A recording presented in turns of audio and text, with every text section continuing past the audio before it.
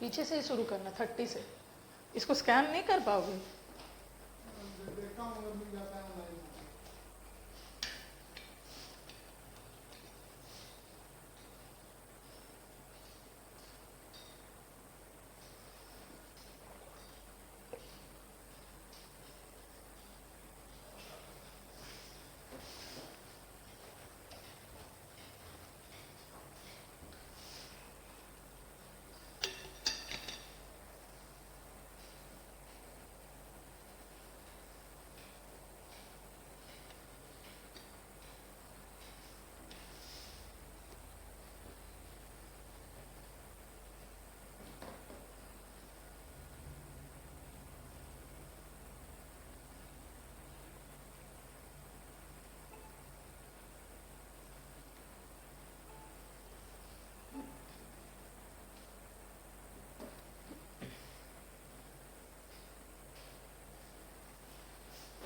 Yes, good morning everyone. Good morning Simanchal, Sanjeet, Shantanu, सबको good morning.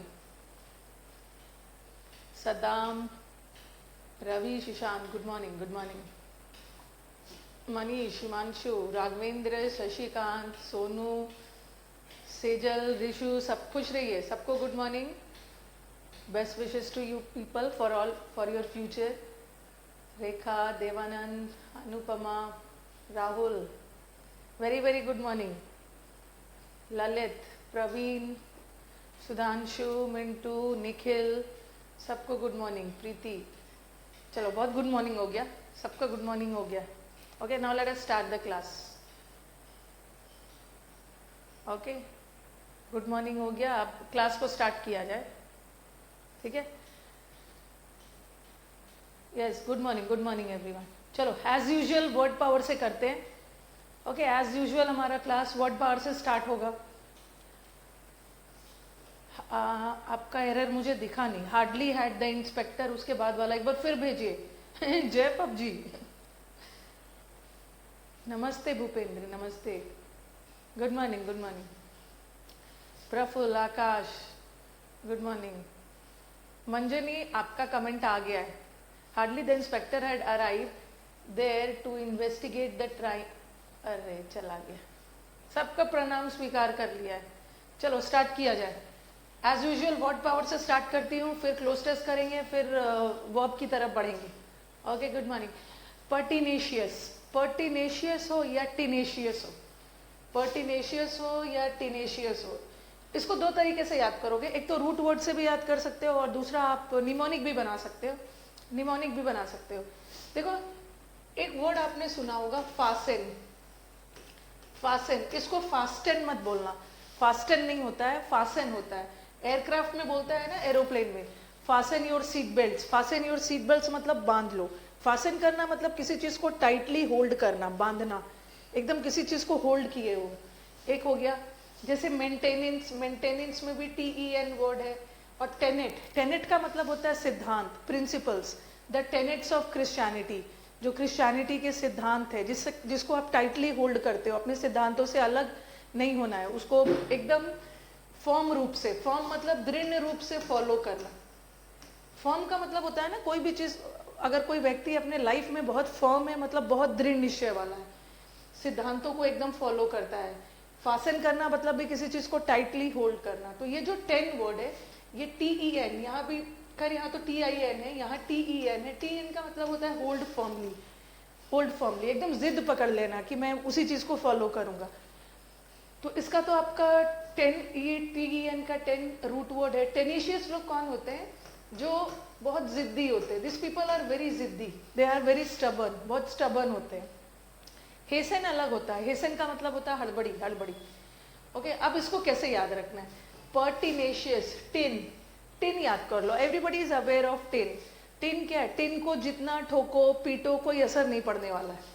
Okay, tin जो होता है, tin is very मजबूत, जितना ठोको पीटो शेप बदलेगा बट उस पर टूटेगा नहीं। तो pertinacious people are the people who are very rigid, who are very जिद्दी। उसी तरह टेनिशियस, ये भी एक टिन का बना हुआ है, टिन का बना हुआ है, कुछ भी करो कोई फर्क नहीं पड़ने वाला है। तो tenacious people are the people who are very जिद्दी, जिद्दी। ओके, अब इसका रूट मैंने डाला है, देखो इतने सारे वर्ड्स है। और आपका ऐसा नहीं है ना कि आपको सारे वर्ड्स रट ही लेना है और एग्जाम में जाके वोमिट कर देना है, 20-30 एक बार एग्जाम में जाके लिख देना है। बस आपको वर्ड का मीनिंग पता होना चाहिए। और ये सब कैसे याद रखना है मैं बता रही हूँ, ठीक है। मीनिंग पता होना चाहिए, बिकॉज जिद्दी का जितना भी वर्ड्स आपके एग्जाम में आ सकता है उसको मैंने सब एक जगह डाल दिया, सारे वर्ड जिद्दी वाले ही। बुक्स में ये आपको स्कैटर्ड मिलेगा, बट सबका मीनिंग सेम है, सिनोनिम्स है, मीनिंग सेम है। हाँ, ढीठ लोग, जिद्दी लोग। चलो, स्टबन तो सबको पता है, स्टबन तो सब जानते हैं, स्टबन मतलब जिद्दी है। अब यहाँ पे भी देखो, ऑब्स्टिनेट, टिन, TIN, टिन, और यहाँ भी TIN, टिन, टिन की तरह एकदम जिद्दी है, ठोको पीटो कोई असर ही नहीं पड़ेगा। ऑब्ड्यूरेट, ऑब्ड्यूरेट का मतलब भी जिद्दी। ड्यूर वर्ड को याद कर लो, ड्यूरेबल, ड्यूरेबल मतलब एकदम टिकाऊ, एवर लास्टिंग, तो उस जिद पे टिका हुआ है। ड्यूरेबल मतलब टिकाऊ, अपने जिद पे टिका हुआ है, किसी की बात नहीं मान रहा है। स्टीड फास्ट, फास्ट का मतलब भी देखो इसी वर्ड से बना है, फास्ट। फास्ट का मतलब है फास्ट है, एकदम टाइटली होल्ड करना, किसी की बात नहीं मानना, सिर्फ अपनी ही बात मानना। This people are rigid, rigid. और ये है डॉग्ड, डॉग्ड किसको बोलते हैं, ऐसे सुना होगा ना, डॉग टेल, डॉग टेल है, डॉग का पूंछ है, कभी सुधरेगा नहीं। डॉग का टेल देखा है, ट्विस्टेड रहता है, डॉग का टेल कभी सीधा नहीं होता है, तो बोल देते हैं ये तो डॉग टेल है, कभी सुधरेगा नहीं, एकदम जिद्दी टाइप है। अड्डा, अड़ा, इसको याद कर सकते हो, मन, मन, मन याद कर लो, या अड़ा हुआ है, अड्डा नहीं याद करके अड़ा हुआ है। ये मैन अड़ा हुआ है, अड़ा हुआ है मतलब अपनी जिद पे अड़ा हुआ है, जिद पे अड़ा हुआ है। Unyielding, see this yielding has two meanings. Yield का मतलब होता है, यील्ड का दो मतलब होता है। वन, यील्ड का मतलब होता है प्रोडक्शन, लिखा मैंने द प्रोड्यूस या production. The farm yielded 2 tons of onions, खेत ने 2 टन्स ऑफ अनियंस का उत्पादन किया। एक तो वो मीनिंग चला गया। और एक यील्ड का मतलब होता है सरेंडर करना, सरेंडर कर देना, सरेंडर कर देना मतलब समर्पण कर देना, जो लोग जिद्दी नहीं होते। ओके, जैसे लिखा मैंने, ही यील्डेड टू द किंग, उसने किंग के सामने सरेंडर कर दिया, सरेंडर कर दिया, ठीक है भाई, मैंने गलती की, मैंने सरेंडर कर दिया। और जिद्दी लोग जो होते हैं ना, वो कभी सरेंडर नहीं करते। यील्डिंग लोग वो टेम्परामेंट वाले होते हैं, ठीक है आप ही सही हो, मैं गलत हूँ, आई सरेंडर, अपनी जिद पे अड़ते नहीं। तो एक यील्ड का मतलब सरेंडर होता है। और उसी तरह अनयील्डिंग लोग किसको बोलते हैं? अनयील्डिंग लोग भी वही होते हैं जो यील्ड करते ही नहीं है, जल्दी हार मानते ही नहीं है, एकदम जिद्दी होते हैं, जिद्दी। और रिजिड तो पता है, रिजिड आपको पता है। इनफ्लेक्सिबल भी पता है, डिटरमिन्ड भी पता है। फर्म का मतलब भी दृढ़। रेजिल्यूट वर्ड को कैसे याद करोगे एक बार बताना। वैसे रेजिल्यूट तो इजी वर्ड है, बहुत रेजिल्यूट है। कैसे इसका निमोनिक बनाइए, रेजिल्यूट बनाइए, कुछ कोई ऐसा वर्ड जिससे आप इसको याद कर पाए। रेजिल्यूट, बताओ।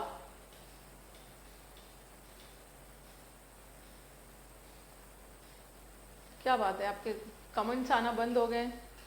रेजिल्यूट, रेजिल्यूट, एक बार रेजिल्यूट, हाँ। रिसोल्यूट, रेजिस्ट, रेजिस्ट, यील्ड इज, हाँ क्या है, गला जो होता है वो रिजिड होता है, पक्का रेजोल्यूशन लेने वाला। हाँ, रेजोल्यूट को का मतलब होता है रेजोल्यूशन। न्यू ईयर में सब लोग रेजोल्यूशन लेते हो ना, रेजोल्यूशन लेते हो, एक निश्चय बनाते हो, एक शपथ लेते हो कि अब से मैं इतने घंटे पढ़ूंगा मैथ्स, इतने घंटे रीजनिंग। न्यू ईयर के दिन लेते हो और सेकेंड जनवरी को खत्म हो जाता है। Okay, so this resolute is also like there is one student who is asking the English meaning. See, all these are the English meanings. All these are the English meanings, but for the convenience of students, I am explaining in Hindi as well. He is telling, please explain the English meanings. These are the English meanings, and all these words, they convey the same meaning. Pertinacious people are the people who are very stubborn, who are very obstinate. ये सब जिद्दी meaning, sorry, ये सब English meaning है। Salute नहीं होने वाला है, सल्यूट नहीं करेगा। अच्छा, हाँ, रेजिल्यूट है। रेजोल्यूट है, एक तो रेजोल्यूशन लिया है, एकदम दृढ़ निश्चय लिया है, एकदम जिद पे टिका हुआ है, जिद पकड़ लिया है कि वो सल्यूट नहीं करेगा। इंट्रांसिजेंट, इंट्रांसिजेंट ऑल्सो मीन्स स्टबर्न। इंट्रांसिजेंट कैसे याद रखोगे? इंट्रांसिजेंट, इंट्रांसिजेंट को आप याद कर सकते हो, ट्रांसफर नहीं लेगा। इन, रूट वर्ड में इन का मतलब होता है नो, नो, इन का मतलब है नो, ट्रांसफर, वो ट्रांसफर नहीं लेगा, वो जिद पकड़ लिया है कि वो दूसरे शहर में ट्रांसफर नहीं लेगा, इंट्रांसिजेंट हो गया। फिर है आपका पिग हेडेड। देखो 2-3 जानवर से भी जिद्दी बना है, जैसे एक है म्यूलिश। म्यूल किसे बोलते हैं? Mule in Hindi is known as खच्चर। Mule is the cross breed of donkey and horse.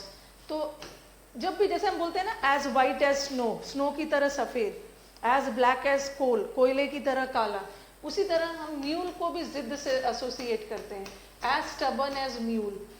अब मैंने इस म्यूल को बहुत क्लोज से इसके एक्टिविटीज तो वॉच नहीं किया है, बट जब भी हमको किसी व्यक्ति का के जिद के बारे में बोलना होता है ना, तो हम लोग बोलते हैं एज जिद्दी as mule, as stubborn as mule. Mule is the खच्चर, cross breed of donkey and horse. तो ये म्यूल वर्ड से ही बना है, म्यूलिश। ये बहुत म्यूलिश व्यक्ति है। म्यूलिश का मतलब है बहुत जिद्दी, जिद्दी है, जिद्दी है, हाँ जिद्दी है। और एक होता है पिग हेडेड। अब पिग को भी मैंने क्लोजली तो देखा नहीं है, लेकिन ये पिग भी बहुत जिद्दी होते हैं।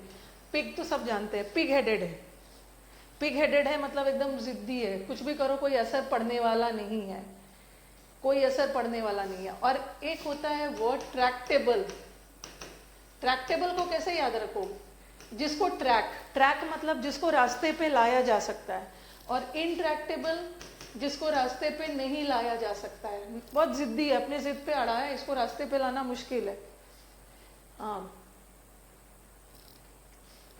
ये डाल दिया आपका पिग हेडेड, ट्रांसिजेंट, म्यूलिश, इनट्रैक्टेबल। अब बताओ रिलेंटलेस को कैसे याद करो? ये न्यूज़पेपर में भी अक्सर मिल जाता है, रिलेंटलेस। रिलेंटलेस एफर्ट मतलब लगातार, लगातार मतलब एकदम कंटिन्यूड, बिना फर्म। रिलेंटलेस लोग भी होते हैं एकदम जिद्दी टाइप कि वेरी फर्म, वेरी दृढ़ निश्चय। जैसे बहुत ज्यादा न्यूज़पेपर में आपको मिल जाएगा, बिना छोड़े जिद पे अड़ा हुआ है कि मैं इसे करके ही रहूंगा। Positive sense. बताइए।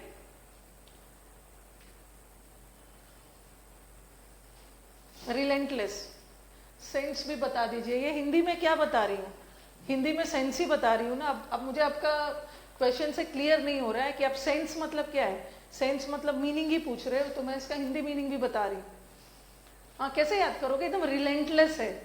रिलेंटलेस है मतलब एकदम रेस्टलेस है। रेस्टलेस का मतलब है एकदम एंथुजियास्टिक, आतुर है कि मैं ये काम को करके ही रहूंगा, अपनी जिद पे है। रेंट नहीं, हाँ ये भी याद कर सकते हो। रेंट, ये कोरोना में रेंट नहीं देने की जिद कर रहा था। नो रेस्ट, रेस्ट नहीं करूंगा, काम करके ही रहूंगा, अपनी जिद पे है। ठीक है, रेस्टलेस है कि मैं इस काम को करूंगा ही, मैं रेंट नहीं दूंगा। मकान मालिक के सामने बोला टेनेंट ने, जिद पकड़ लिया कि मैं कोरोना में रेंट नहीं दूंगा। अड़ गया कि वो रेंट नहीं देगा। ओके, नेक्स्ट देखो, ये सब वर्ड्स याद करने का टेक्निक सीखो, याद करने का, जो कि मैं बता रही हूं। इनएक्सोरेबल, इनएक्सोरेबल, इस वर्ड को याद रखो। आपने ये एक्सो वर्ड सुना है? एक्सो कहीं पे सुना है? ये एक्सो वर्ड टीवी वगैरह में। रिलेंटलेस, हाँ रिलेंटलेस को ऐसे भी बोल सकते हो। रेंट को लेस करो, कोरोना में रेंट, किराए को लेस करो, सारे टेनेंट्स इस जिद पे अड़ गए थे। स्टेबल अलग है, स्टेबल का मतलब है तो एकदम कांस्टेंट, स्टैटिक तो एकदम रुक ही गया। हाँ, एक्सो डिश बार होता है। डिश बार मतलब बर्तन धोने का साबुन। ओके, एक्सो जैसे विम बार आता है ना, विम बार आता है, वैसे एक एक्सो बार आता है, डिश बार। तो अब जब भी देखते हो, जब भी टीवी पे साबुन या सोप या डिटर्जेंट का आता है, तो वो बोलते हैं ना जिद्दी मैल को धो डालेगा। ठीक है, ये जिद्दी से जिद्दी मैल को ये एक्सो डिश बार धो डालेगा। तो इनएक्सोरेबल लोग भी इनएक्सोरेबल, जिद्दी होते हैं, जिद्दी। एक्सोडस अलग है, एक्सोडस का मतलब तो मास डिपार्चर, पलायन है। वो अलग वर्ड है, हो गया। और विलफुल, विलफुल लोग भी होते हैं ना, जो अपने मन मुताबिक अपने जिद के अनुसार काम करते हैं, विलफुल होते हैं, कोई भी उसको ट्रैक में नहीं ला जा सकता, वो अपने विल, अपनी स्वेच्छा से काम करेंगे, क्योंकि वो लोग बहुत जिद्दी होते हैं अपने विल के अनुसार। हेड स्ट्रांग, उसका हेड बहुत स्ट्रांग है, हेड स्ट्रांग है मतलब एकदम जिद्दी है, किसी की बातों में नहीं आएगा। रिफ्रैक्टरी, रिफ्रैक्टरी फैक्ट्री में जा जाकर जिद्दी हो गया, या फैक्ट्री में अभी अपने अधिकारों के लिए सारे मजदूरों ने जिद पकड़ ली है, फैक्ट्री जा जाकर रिफ्रैक्टरी हो गया। तो ये सब सारे जिद्दी के वर्ड्स है। ओके, हाँ, वो जल्द ही वो जिद पे अड़ गया है, किसी के सामने अपना हेड नहीं झुकाएगा, वो हेड स्ट्रांग है, हेड स्ट्रांग है। तो ये सब वर्ड्स याद करने का कुछ ना कुछ तो टेक्निक होना चाहिए। ओके, आई कैन अंडरस्टैंड, किसी को भी इतना सारा एक साथ याद नहीं होगा, लेकिन बस याद रखना है, और ऐसे एग्जाम में आएगा भी नहीं, बस याद रखना है कि ये वर्ड आ गया ना, ये वर्ड आ गया तो आपके दिमाग में क्या स्ट्राइक होना चाहिए। एक्सो, एक्सो, एक्सो डिश बार है, बर्तन धोने का साबुन जो जिद्दी महल को हटाता है। विलफुल, विलफुल आ गया तो विल, विल अपने मन से काम करता है, एकदम जिद्दी व्यक्ति है, किसी के कहने पे नहीं करेगा, अपने मन से करेगा। उसका हेड बहुत दिमाग से बहुत स्ट्रांग है, दिमाग से बहुत स्ट्रांग है, अपनी जिद पे काम करता है। ओके, रिफ्रैक्टरी भी, चलो आप लोग भी कुछ बनाओ, रिफ्रैक्टरी से बनाइए।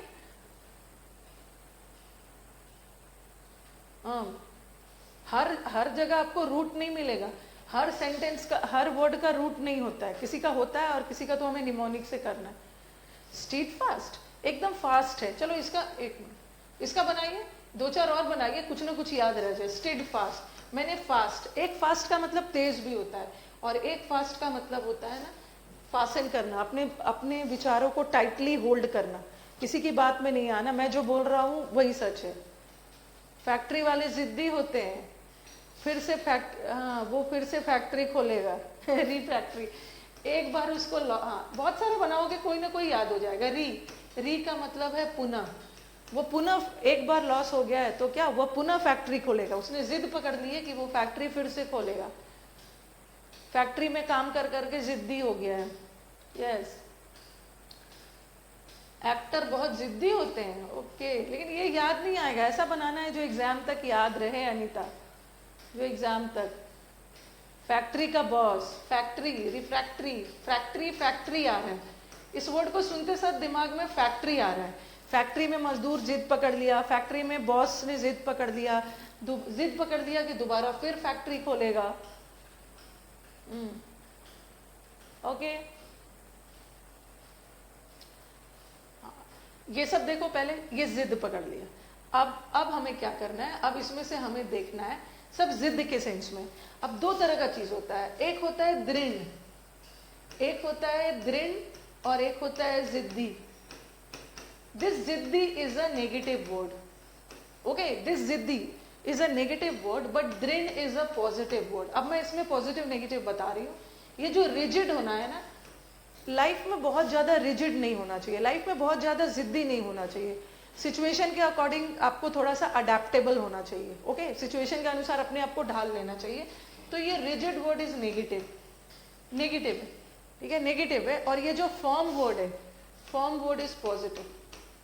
फॉर्म का मतलब होता है दृढ़ निश्चय, लाइफ में दृढ़ निश्चय होना चाहिए। ओके, तो ये पॉजिटिव। बट ये जो है ना, स्टबर्न, ऑब्स्टिनेट, ऑब्ड्यूरेट, ऑब्ड्यूरेट, ये सब नेगेटिव वर्ड है, ये सब नेगेटिव है। स्टीड फास्ट होना पॉजिटिव। डॉग टेल है, कभी सुधरेगा नहीं, एडमेंट है अपने काम के लिए, ये सब ये नेगेटिव है, ठीक है। एडमेंट हम पॉजिटिव नेगेटिव दोनों में यूज कर लेते हैं। अनयील्डिंग पॉजिटिव वर्ड है, ये भी पॉजिटिव नेगेटिव दोनों में। रेजिल्यूट पॉजिटिव है, डिटरमिन्ड होना पॉजिटिव है।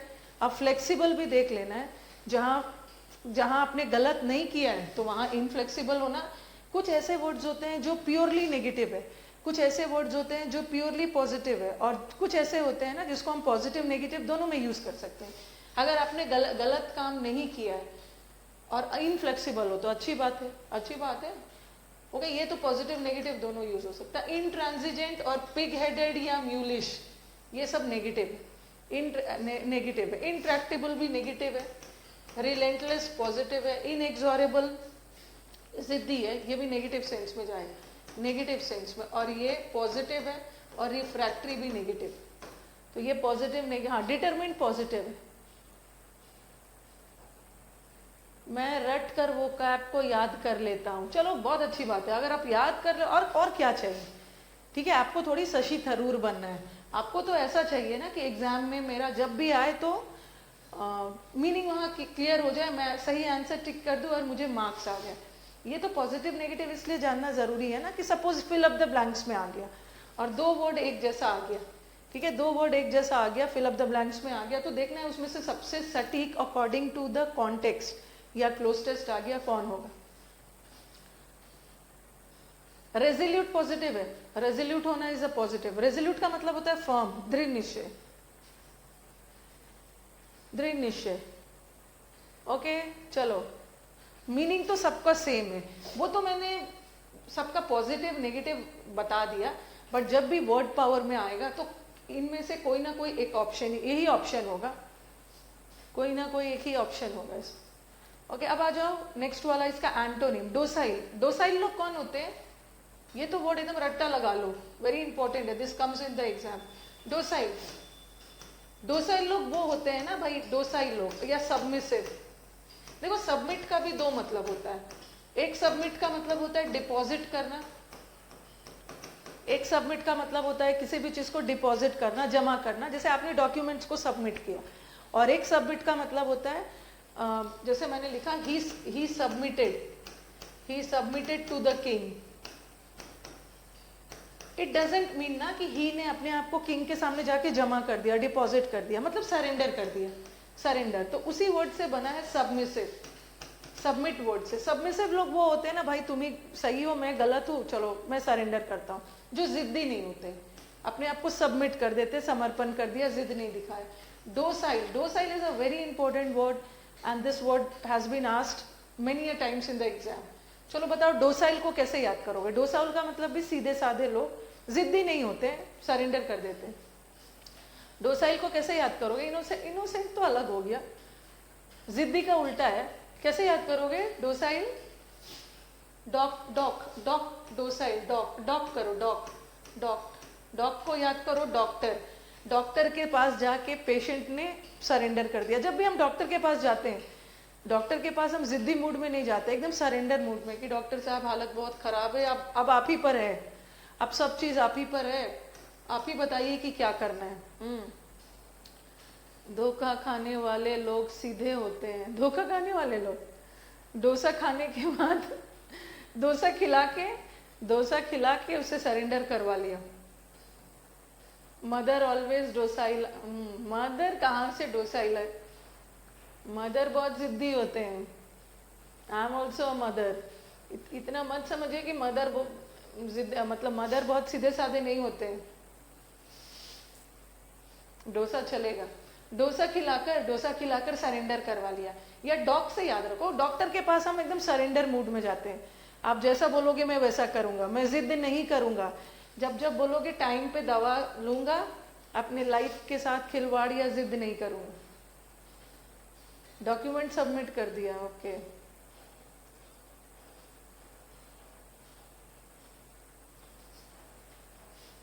डोसा खाने के बाद सीधे होते हैं, ये सीधे साधे लोग थोड़ी है, इसको सीधे साधे लोग थोड़ी बोलेंगे। डोसाइल का मतलब होता है जो जिद्दी नहीं होते हैं, और जो जिद्दी नहीं होता है वो सीधा साधा थोड़ी होता है। 2 साल में जिद नहीं की, ओहो। डॉक्टर लोग साइलेंट होते हैं, डॉग बहुत ओबीडियंट होता है। अच्छा चलो अब आओ, सबसर्विएंट। इस एक वर्ड याद रखो, सर्वाइल, एक वर्ड याद रखो, वर्ड पावर में कभी मत सोचना एक दिन में सब हो जाएगा। सर्वाइल, सर्वाइल हो, और इसी वर्ड के साथ देखो एक ऐसा ही वर्ड मिलता जुलता है, सबसर्विएंट। देखो इसमें भी सबसर्वियाई, यहाँ भी है सर्वाइल। सर्वाइल मतलब मैं हमेशा आपके सर्विस में हूँ, मैं हमेशा आपके सर्विस में हूँ, मतलब मैं हमेशा आपके लिए अवेलेबल हूँ, ओके, एट योर सर्विस। मतलब ड्यूटीफुल, ओबीडियंट लोग होते हैं। ओबीडियंट का मतलब क्या है, ओबीडियंट मतलब जो जिद्दी नहीं होते हैं, जो सामने वाले की बात मान लेते हैं, तो उसी वर्ड से बना है सबसर्विएंट और सर्वाइल। सबसर्विएंट यहाँ डाला है मैंने, सर्वाइल नहीं डाला है, या आप सर्वाइल भी लिख सकते हो, submissive servile. Okay, yielding, yielding का मतलब भी, अनईल्डिंग मतलब जिद्दी, और ईल्डिंग मतलब जो जिद्दी नहीं होते हैं, ओबीडियंट होते हैं, ओबीडियंट होते हैं, जो ड्यूटीफुल होते हैं, जिद नहीं करते हैं, आपकी बात को सिर झुकाकर मान लेते हैं। वेरी ड्यूटीफुल सन, ड्यूटीफुल सन है, ओबीडियंट सन है, ये मैंने आपको बताया। अब आ जाओ कंप्लाई वाला, इससे भी बहुत सारे वर्ड्स आपके बनेंगे। प्लाई वाला वर्ड, एक होता है कंप्लायंट और एक होता है प्लायंट। प्लाई, PLIA यहाँ भी है, PLIA यहाँ भी है। हाँ, सब सर्वेंट जिद्दी नहीं होते हैं ना, सर्वेंट आपकी बात मान लेते हैं, जिद्दी नहीं होते हैं, सबका सर्विस करूंगा। कंप्लायंट, ये प्लाई वर्ड का मतलब ही होता है ना, PLIA। प्लाई का भी मतलब होता है वेरी फ्रेंडली, ठीक है, फ्रेंडली मतलब सहमत हो जाना, एग्री कर जाना। ओके, कंप्लायंट, कंप्लायंट में जैसे अलायंस लिखते हो, अलायंस में भी LIA होता है, LIA, यहाँ पे LIA। अलायंस का मतलब होता है एग्रीमेंट, गठबंधन, दोनों में सहमति हो गई, कोई एक दूसरे जिद पे नहीं अड़ा हुआ है, एग्री कर गया, तो उसी वर्ड से बना है, कंपनी के साथ एग्री कर गया, प्लायंट हो गया, जिद हटा लिया। तो प्लायंट और कंप्लायंट का मतलब भी होता है जो जिद्दी नहीं होते, तुरंत एग्री कर जाते हैं, very agreeable. Yes Suryakant, very agreeable. कभी कंप्लेन, हाँ ऐसा याद कर सकते, कभी कंप्लेन नहीं करता है, कभी कंप्लेन नहीं करता है, बहुत कंप्लायंट है, सिर झुकाकर सबकी बात मान लेता है, कभी जिद नहीं करता है, कभी किसी चीज का कंप्लेन नहीं करता। और जब कंप्लायंट याद हो, उसी से मिलता जुलता वर्ड प्लायंट है। हाँ। अब हाँ, सब मैं आज आपका पूरा सेंड कर दूंगी, ठीक है रंजना, आज मैं आपके ऐप पे पूरा स्टडी मटेरियल, मतलब जो वो कैप सेंड करूंगी, और बाकी सब तो आपको करवाई। हाँ, अब सपल बताओ, सपल भी बहुत इंपॉर्टेंट है, बहुत सपल है, देख लेती हूँ आज, नहीं तो सैटरडे फ्री हूँ, सैटरडे करूंगी। सपल, सपल को कैसे याद रखोगे? सपल, सपल,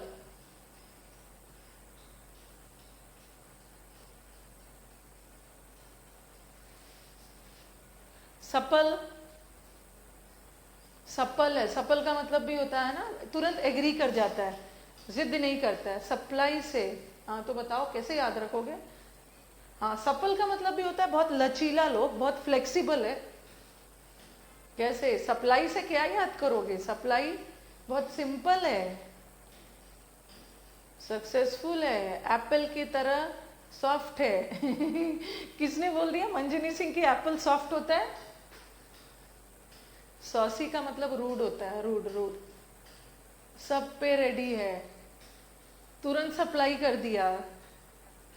सपर का मतलब तो डिनर होता है। हाँ, बहुत सपल है। चप्पल है, चप्पल खा खा के उसका मदर ने चप्पल से पीट पीट, बच्चा जिद कर रहा था, बच्चा जिद कर रहा था, मदर ने चप्पल से पीट पीट के उसका सारा जिद खत्म कर दिया।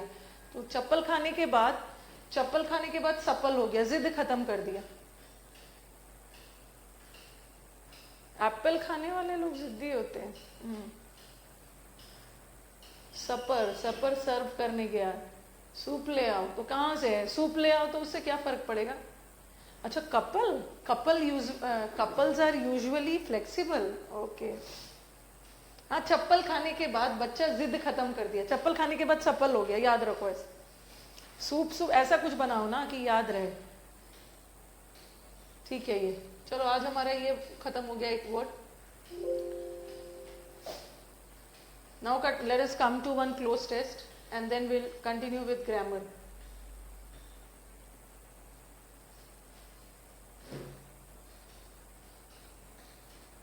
इतना ऊपर कहाँ से चला गया? मैं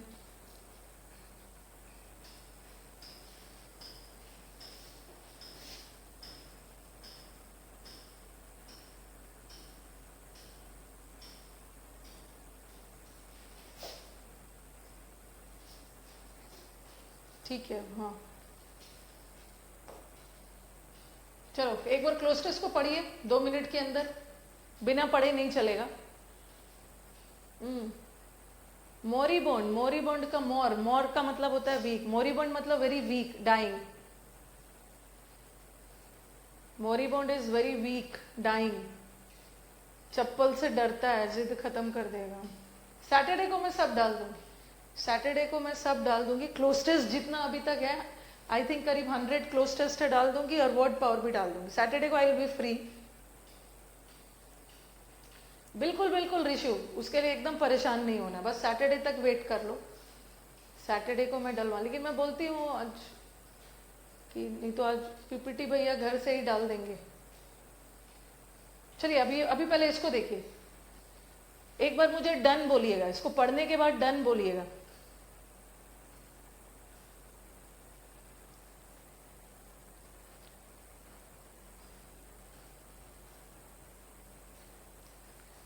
कमेंट बॉक्स में पढ़ने के बाद हट जाइए, हट जाइए, हट गई मैं। डन। हाँ तो किस बारे में है जरा बताना कमेंट बॉक्स में लिख के, किस बारे में है? Cloze test, man worked with small tools until the advent of modern machinery. यहाँ पे कंपैरिजन हो रहा है आधुनिक टूल्स का और पहले वाले टूल्स से, मॉडर्न टूल्स का ओल्ड वाले टूल्स से। टूल्स मतलब औजार, मशीन।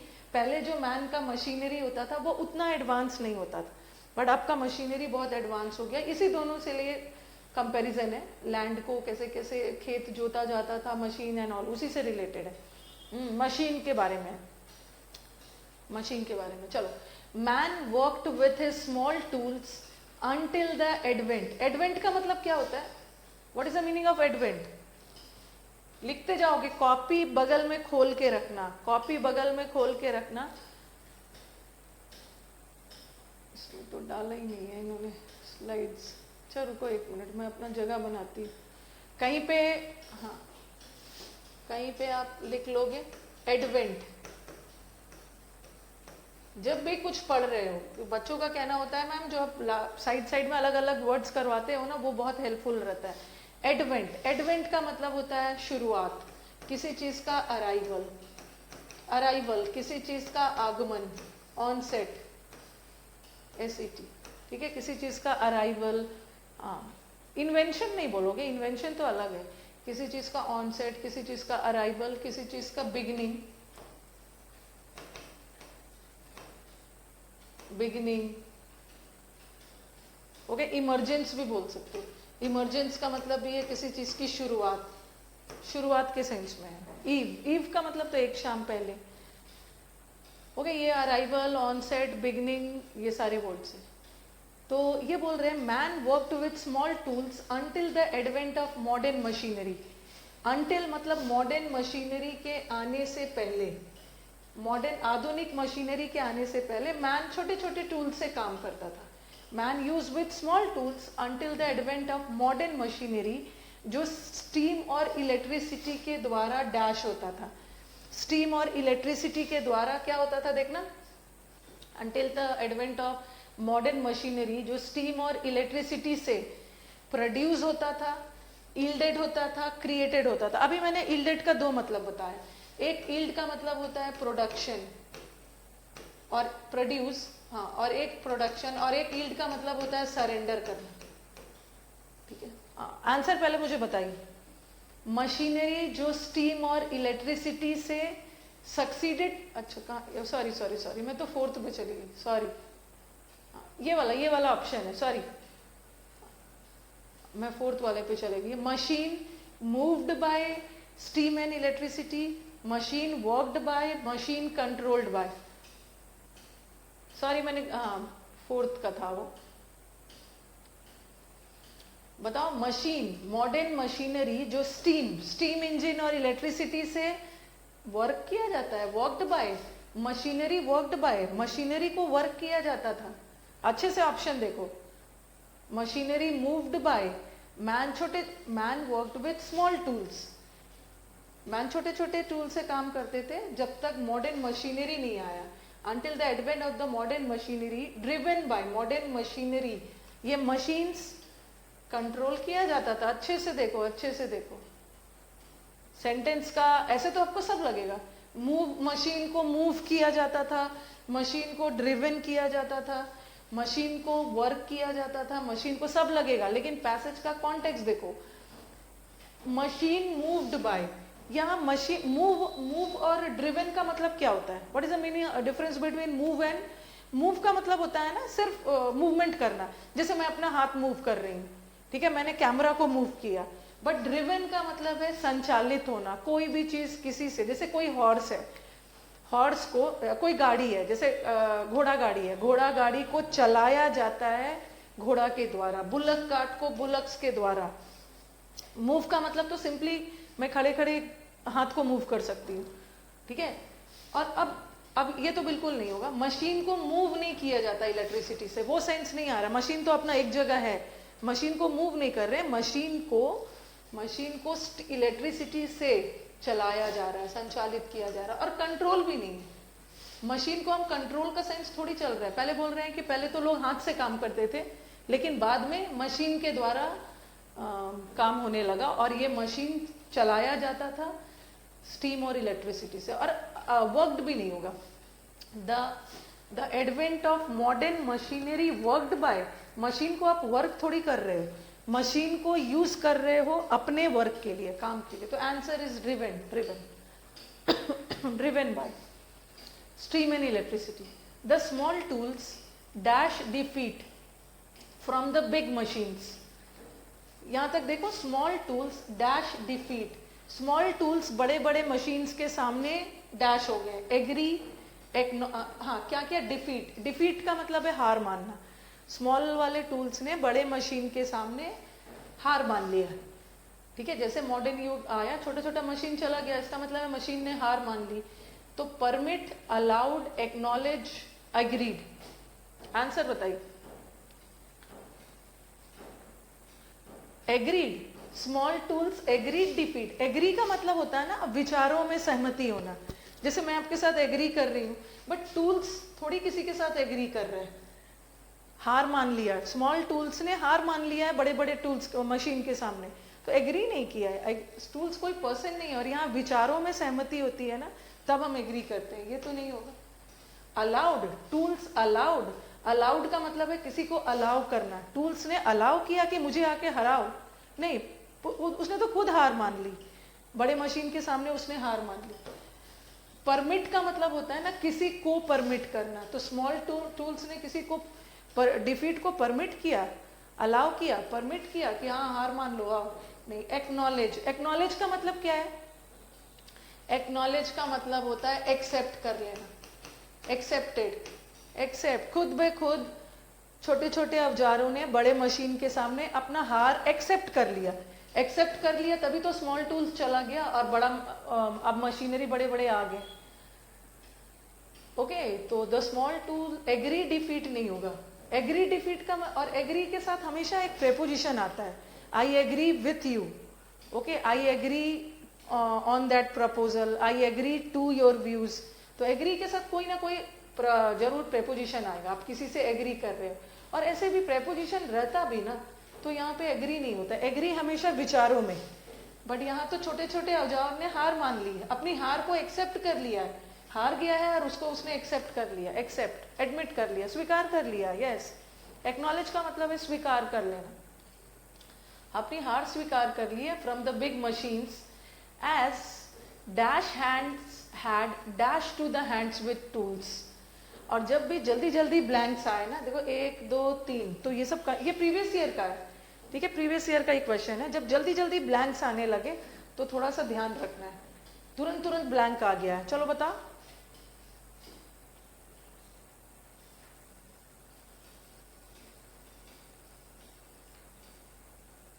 बुक के फर्स्ट पेज में भी एक्नॉलेजमेंट रहता है, वहां एक्सेप्टेंस है। एक्नॉलेजमेंट पे वो लिखते हैं कि आपका कोई सजेशंस वगैरह है, गलती हो गई है तो मैं एक्सेप्ट करता हूँ, माफ करना, कोई सजेशंस वगैरह है तो आप दीजिएगा।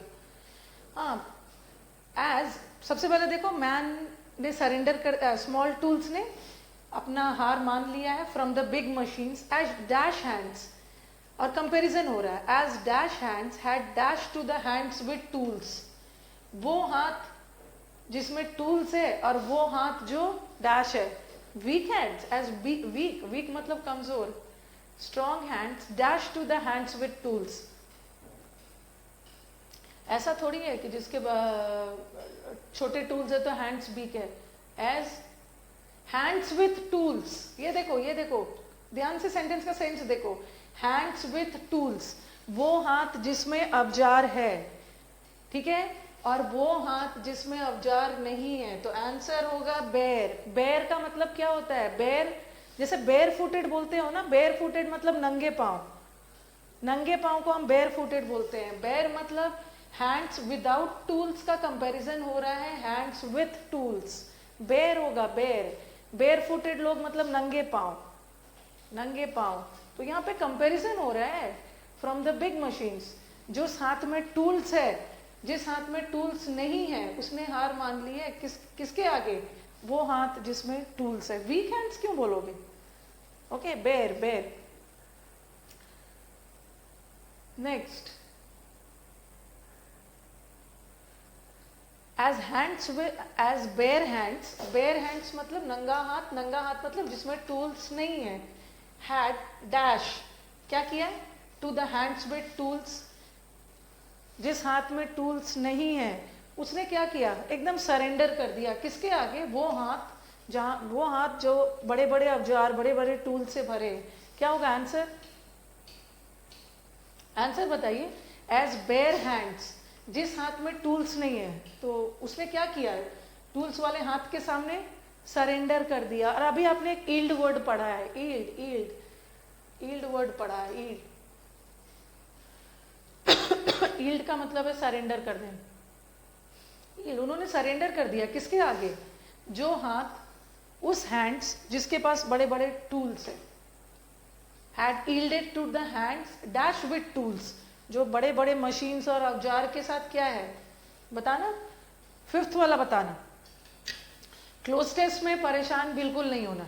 हो सकता है ना पहला 1 मंथ 0 ही आ जाए आपको, लेकिन मैं बार बार बोल रही हूँ, मैंने बच्चों को देखा है, जो बच्चे शुरू में बहुत परेशान रहते थे ना, मैम कैसे होगा, मेरा रॉन्ग हो जा रहा है, अब उनके कमेंट्स खुद आते हैं, बोलते हैं मैम अब मजा आ रहा है क्लोज टेस्ट में। तो थोड़ा टाइम देना है, थोड़ा टाइम देना है।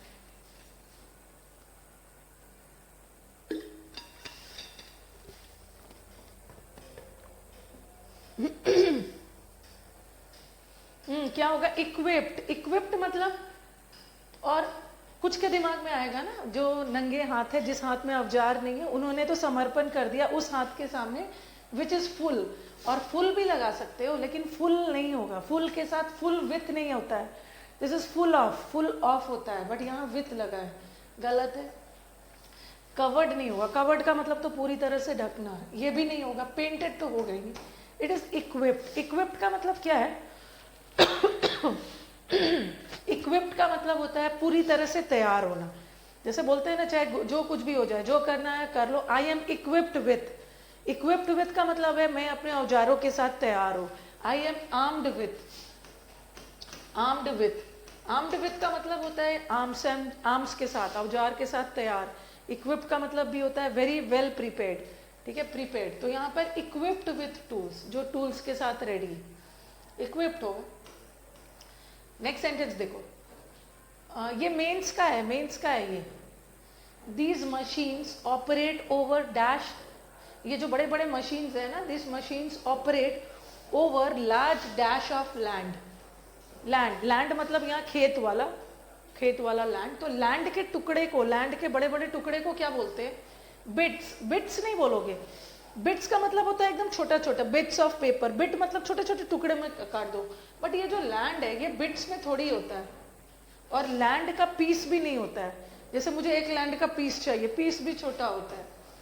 लैंड का डिवीजन भी नहीं है। डिवीजन का मतलब तो 2 भाग में डिवाइड करना, बट यहाँ तो सेंस नहीं आ रहा। बड़े बड़े लैंड, बड़े बड़े खेत के टुकड़े, इसको हम बोलते हैं लार्ज ट्रैक्ट। ट्रैक्ट का मतलब भी होता है बड़ा हिस्सा, बड़ा हिस्सा।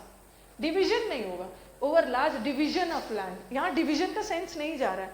डिवीजन का मतलब तो 2 भाग में बांटना, बट ये मशीन सिर्फ 2 भाग वाले लैंड को थोड़ी करते हैं। बड़े बड़े लैंड्स, बड़े बड़े लैंड्स में खेती के काम में आता है।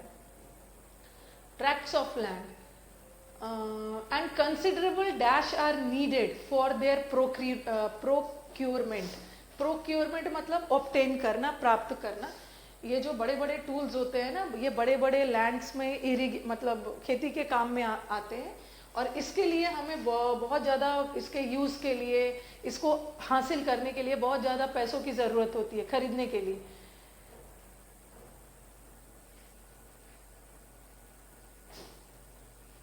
चलो बताओ।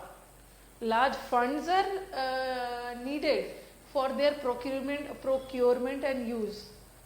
लार्ज मनीज तो होगा नहीं, लार्ज कॉस्ट भी नहीं होगा। कॉस्ट का मतलब होता है ना किसी चीज को प्रोड्यूस करने में जो खर्च होता है वो कॉस्ट। कॉस्ट और मनीज तो होगा नहीं। हाँ बताइए। Large funds are needed for their procurement. Large sums are needed. अच्छा, फंड्स क्यों लगा रहे हो सब? पहले मुझे बताओ सम्स क्यों हटा रहे हो, आंसर करो वहां से। Large sums are needed for their procurement. Fund चाहिए, लार्ज सम्स, कुछ का आंसर। पहले तो मुझे बताइए कि जो भी आंसर दे रहे हैं, जो फंड दे रहे हैं, वो सम्स क्यों नहीं यूज कर रहे? सम्स क्यों नहीं यूज कर रहे? फंड ही क्यों यूज कर रहे? सद्दाम, थोड़ा सा पेशेंस रखिए, आपका क्लोज टू स्पेल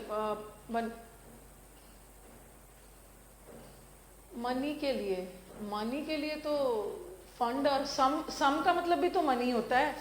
सम का मतलब भी मनी होता है। Large some of money, large sums of money. पैसे से रिलेटेड है तो पैसे से रिलेटेड सम भी होता है। A handsome sum of money, sum of money का मतलब भी अमाउंट होता है। सम्स कभी नहीं, क्या है? लार्ज फंड्स चाहिए। फंड का मतलब पैसा, और सम में भी पैसा आता है।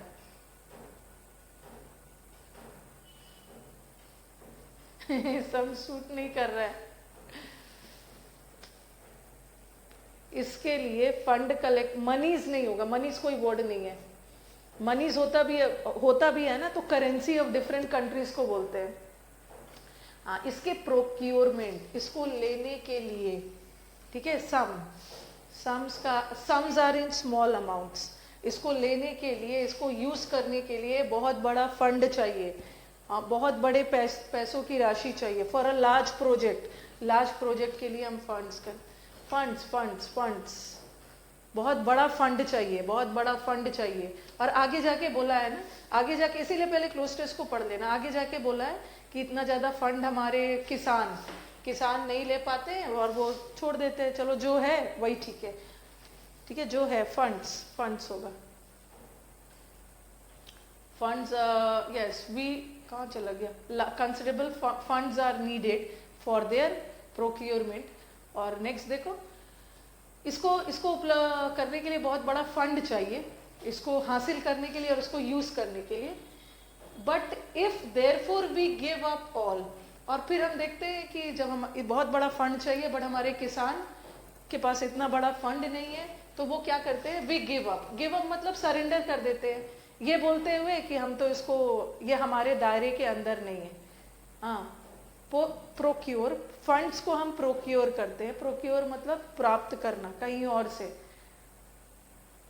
बताओ क्या होगा? Therefore we give up all, और इतना बड़ा, इसको करने के लिए बहुत बड़ा फंड चाहिए, और लेकिन हमारे किसान तो गरीब है, इतना अफोर्ड नहीं कर सकते, तो वो गिव अप कर देते हैं। हम लोग गिव अप कर देते हैं। सरेंडर, गिव अप का मतलब है सरेंडर कर देते हैं। All dash saying, we give up all, क्या? We give up all ambition नहीं, महत्वाकांक्षा नहीं, इंटेंशन, इरादा नहीं, एक्सपेक्टेशन हम किसी और से करते हैं। बट किसान, एक जनरल सेंस में किसान अपना सारा आशा, भी होप खो देते हैं। होप होगा, एक्सपेक्टेशन मतलब आप दूसरे से कर रहे हो। हाँ, एक्सपेक्टेशन नहीं होगा। यू आर जैसे मुझे आप लोगों से एक्सपेक्टेशन है, बट मुझे अपने आप में होप है कि आप अच्छा परफॉर्म करोगे। और जनरल सेंस में ना हम होप करते हैं। जब किसान उस चीज को कर ही नहीं कर सकते हैं, उनके पास उतना पैसा ही नहीं है, तो वो सारा होप खो देते हैं। होप होगा, hope. We give up all hope saying that our peasantry मतलब पूरा किसान वाला मतलब किसान कम्युनिटी ये बोलते हुए कि our peasantry can not dash them, manage नहीं होगा। मैनेज का मतलब तो कोई चीज आपको मिल गया है और आप उसको मैनेज नहीं कर पा रहे, बट ये तो इतना फंड और लार्ज मशीन ले ही नहीं सकते। एनेबल भी नहीं होगा, we can not enable them. Enable मतलब किसी चीज को फैसिलिटेट करना, चलाना। इंस्पायर भी, we can not afford them. Afford, जैसे मैं बोलूँ ना कि ये मेरे दायरे के अंदर ही नहीं है, ये मेरी क्षमता के अंदर नहीं है, मैं इसको हासिल नहीं कर सकती। अफोर्ड, पैसों की कमी है, इतना बड़ा फंड वो अफोर्ड नहीं कर सकते, एंड उसलिए वो सरेंडर कर देते हैं, ये बोलते हुए कि ये सब मशीन को कोई ना कोई एक बहाना देते हुए कि ये सब मशीन खरीदना, इसका मतलब क्या है, it will simply mean dash, ये तो परेशानी को नेवता देना है, परेशानी को आमंत्रित करना है। अफोर्ड होगा। नेक्स्ट वाला बताना। Asking trouble, it would mean asking trouble, it would mean requiring trouble. किसान बेचारे अपने हार मान लेते हैं, बोल रहे हैं कि इतना खर्च और ये करना, इसका मतलब है कि ये तो सरासर ट्रबल को इनवाइट करना है। इनवाइट होगा। इट मीन्स इनवाइटिंग ट्रबल, जो आपके दायरे में नहीं है, यही बोल के सरेंडर कर देते। ओके, तो टेंथ वाला इनवाइटिंग था। How was the cloze test? बहुत इजी इनवाइटिंग। प्लीडिंग नहीं होगा। प्लीडिंग का मतलब होता है मिन्नत करना, गिड़गिड़ाना। ट्रबल से गिड़गिड़ा थोड़ी रहे हो। रिक्वायरिंग, ट्रबल रिक्वायर नहीं करे। आस्किंग ट्रबल नहीं, इनवाइटिंग, ये तो ये तो आप बोलते हो ना। प्लीड का मतलब होता है मिन्नत करना, मिन्नत, गिड़गिड़ाना। Request, when you request out of dire necessity. चलो अब चलते हैं वर्ब पे।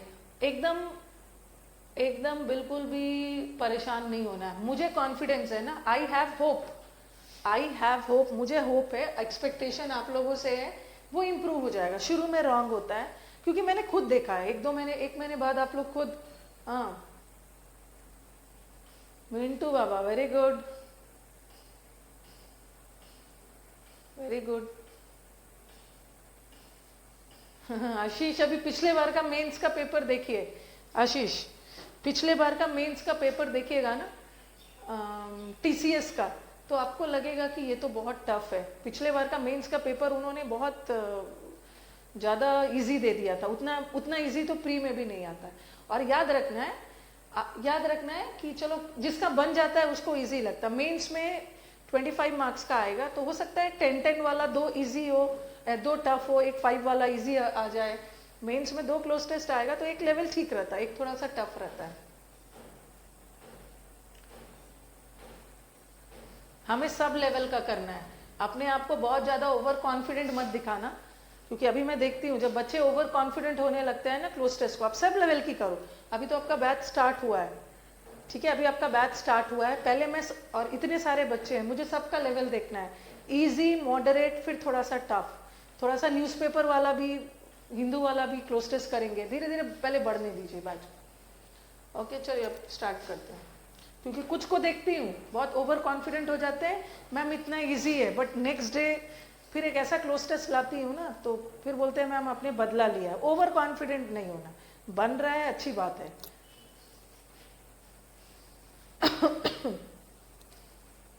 चलो वर्ब पे चलते हैं।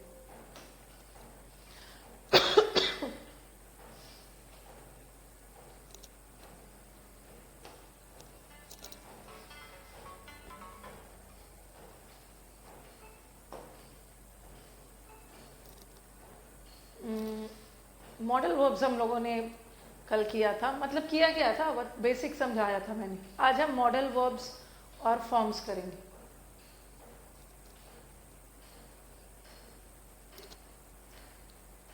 प्रोक्योर करना मतलब प्राप्त करना, ओब्टेन करना, ओब्टेन।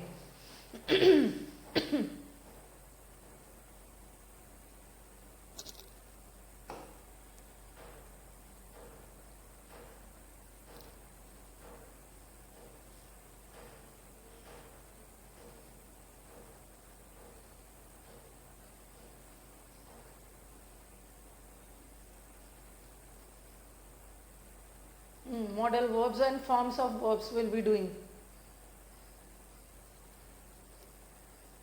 Okay, सबसे पहले model verbs, let us start with model verbs. ये model verbs auxiliary होते हैं या main होता है? बताओ। पिजेंट्री मतलब पूरे किसान, किसान वाली कम्युनिटी को बोलते हैं पिजेंट्री। पिजेंट का मतलब होता है ना किसान, किसान वाली बिरादरी।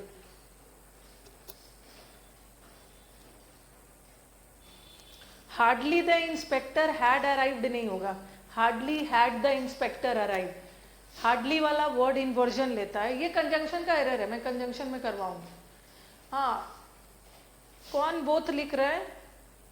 एक दो का कमेंट बोथ भी आ रहा है। और मॉडल वर्ब्स कल ही बताया था, मॉडल वर्ब्स कभी भी मेन नहीं होता है, modal verbs are always auxiliary verbs. Modal verbs हमेशा ऑक्सिलरी होता है।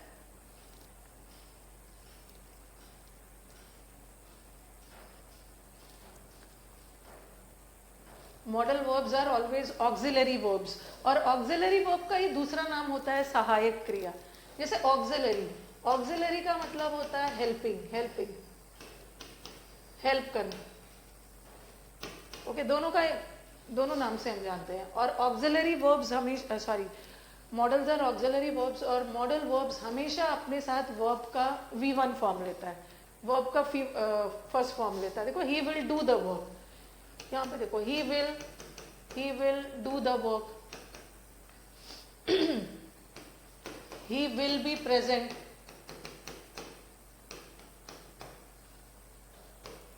he will have the book, उसे बुक मिल चुका होगा। ये देखो, ये मॉडल वर्ब है। ये डू कौन सा फॉर्म है? Modal verbs are always auxiliary. इसका पार्ट ऑफ स्पीच क्या है अहमद? आप एक पूरा सेंटेंस पूछ रहे हो और इसका पार्ट ऑफ स्पीच क्या है?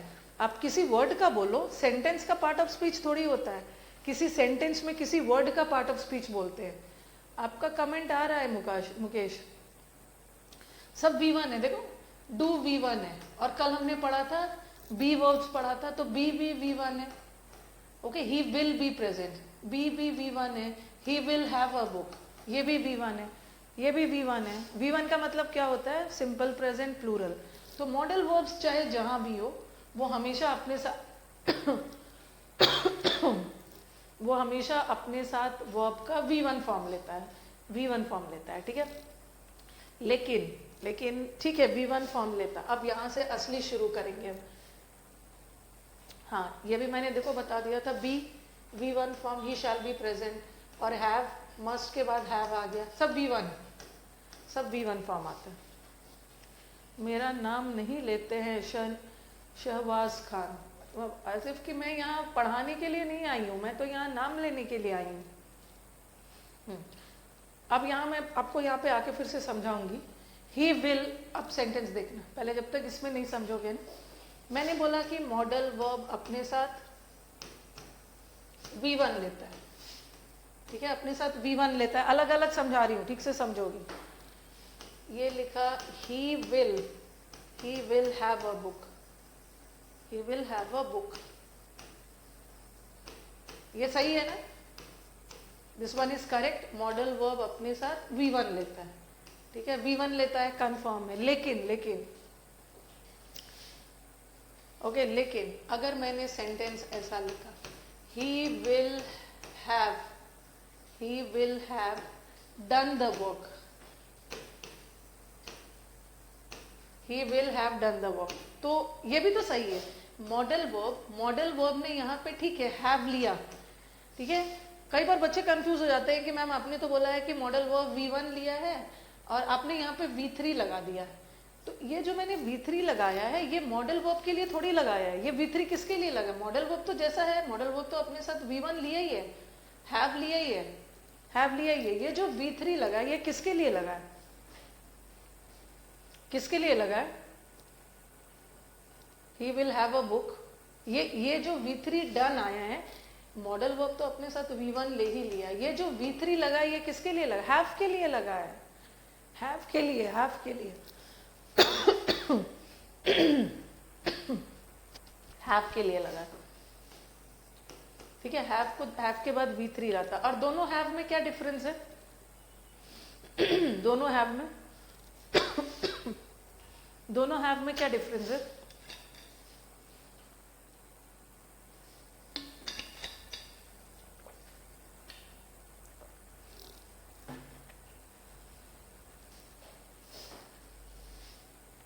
पहला वाला हैव मेन वर्ब है, पहला वाला हैव मेन वर्ब है, बट यहाँ का मेन वर्ब डन आ गया, तो ये अब ऑक्सिलरी है, auxiliary. Yes, very good Sandeep, पहला वाला हैव मेन वर्ब है और ये ऑक्सिलरी है।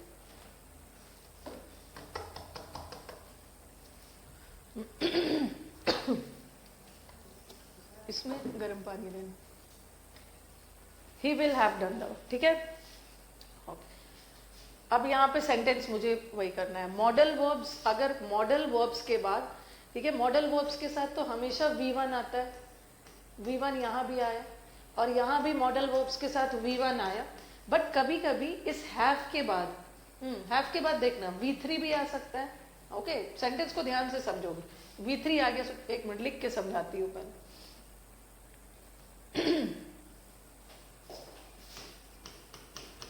तीनों सेंटेंस देखना। ही will have a book, he will have done the work,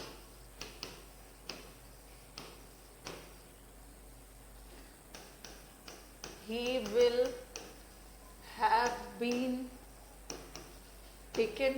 यहाँ मुझे फॉर्म्स पढ़ाना है, ध्यान से सुनोगे। हाँ, सोर थ्रोट हो गया है, स्ट्रेप्सिल्स ले लीजिए ma'am. he will have been taken to the hospital, और है he will have been doing the work। Sentence देखते जाना फॉर्म्स, क्योंकि ऐसे पढ़ाने से नहीं समझ में आएगा। नहीं, कोरोना नहीं हुआ है, कभी कभी 4, 5, 6 क्लासेस ज़्यादा हो जाता है तो कोरोना हो गया है, इसको भी खांसी हो गई, कोरोना हो गया है। नहीं होगा, मॉडल वर्ब के साथ कभी भी हैज आएगा ही नहीं। एकदम, ये तो एकदम दिमाग में बैठा लो, मॉडल वर्ब के साथ कभी भी हैज आएगा ही नहीं।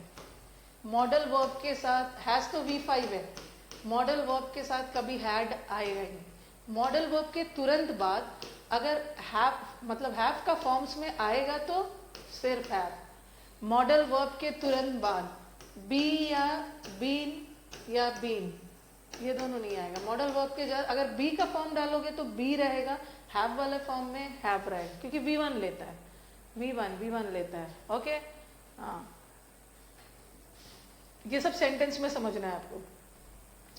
कहाँ लिखा था सेंटेंस? ऐसे प्लस माइनस रूल्स में नहीं समझ में आने वाला है। He will have a book, सबसे पहले क्या मॉडल वर्ब ने फॉलो किया है? मॉडल वर्ब के बाद V1, अपना रूल तो फॉलो किया है ना। मॉडल वर्ब के तुरंत बाद V1, यहाँ भी मॉडल वर्ब के तुरंत बाद V1, और मॉडल वर्ब के तुरंत बाद V1 आता भी है। Okay, he will have a book, ये तो सही है। यहाँ हैव के बाद कोई वर्ब नहीं आया ना, यहाँ तो सिंपली हैव मेन वर्ब का काम कर रहा है, कोई वर्ब नहीं आया, तो ये तो सही है। लेकिन ही will have done the work, he will have done the work मतलब वो अपना काम कर चुका होगा।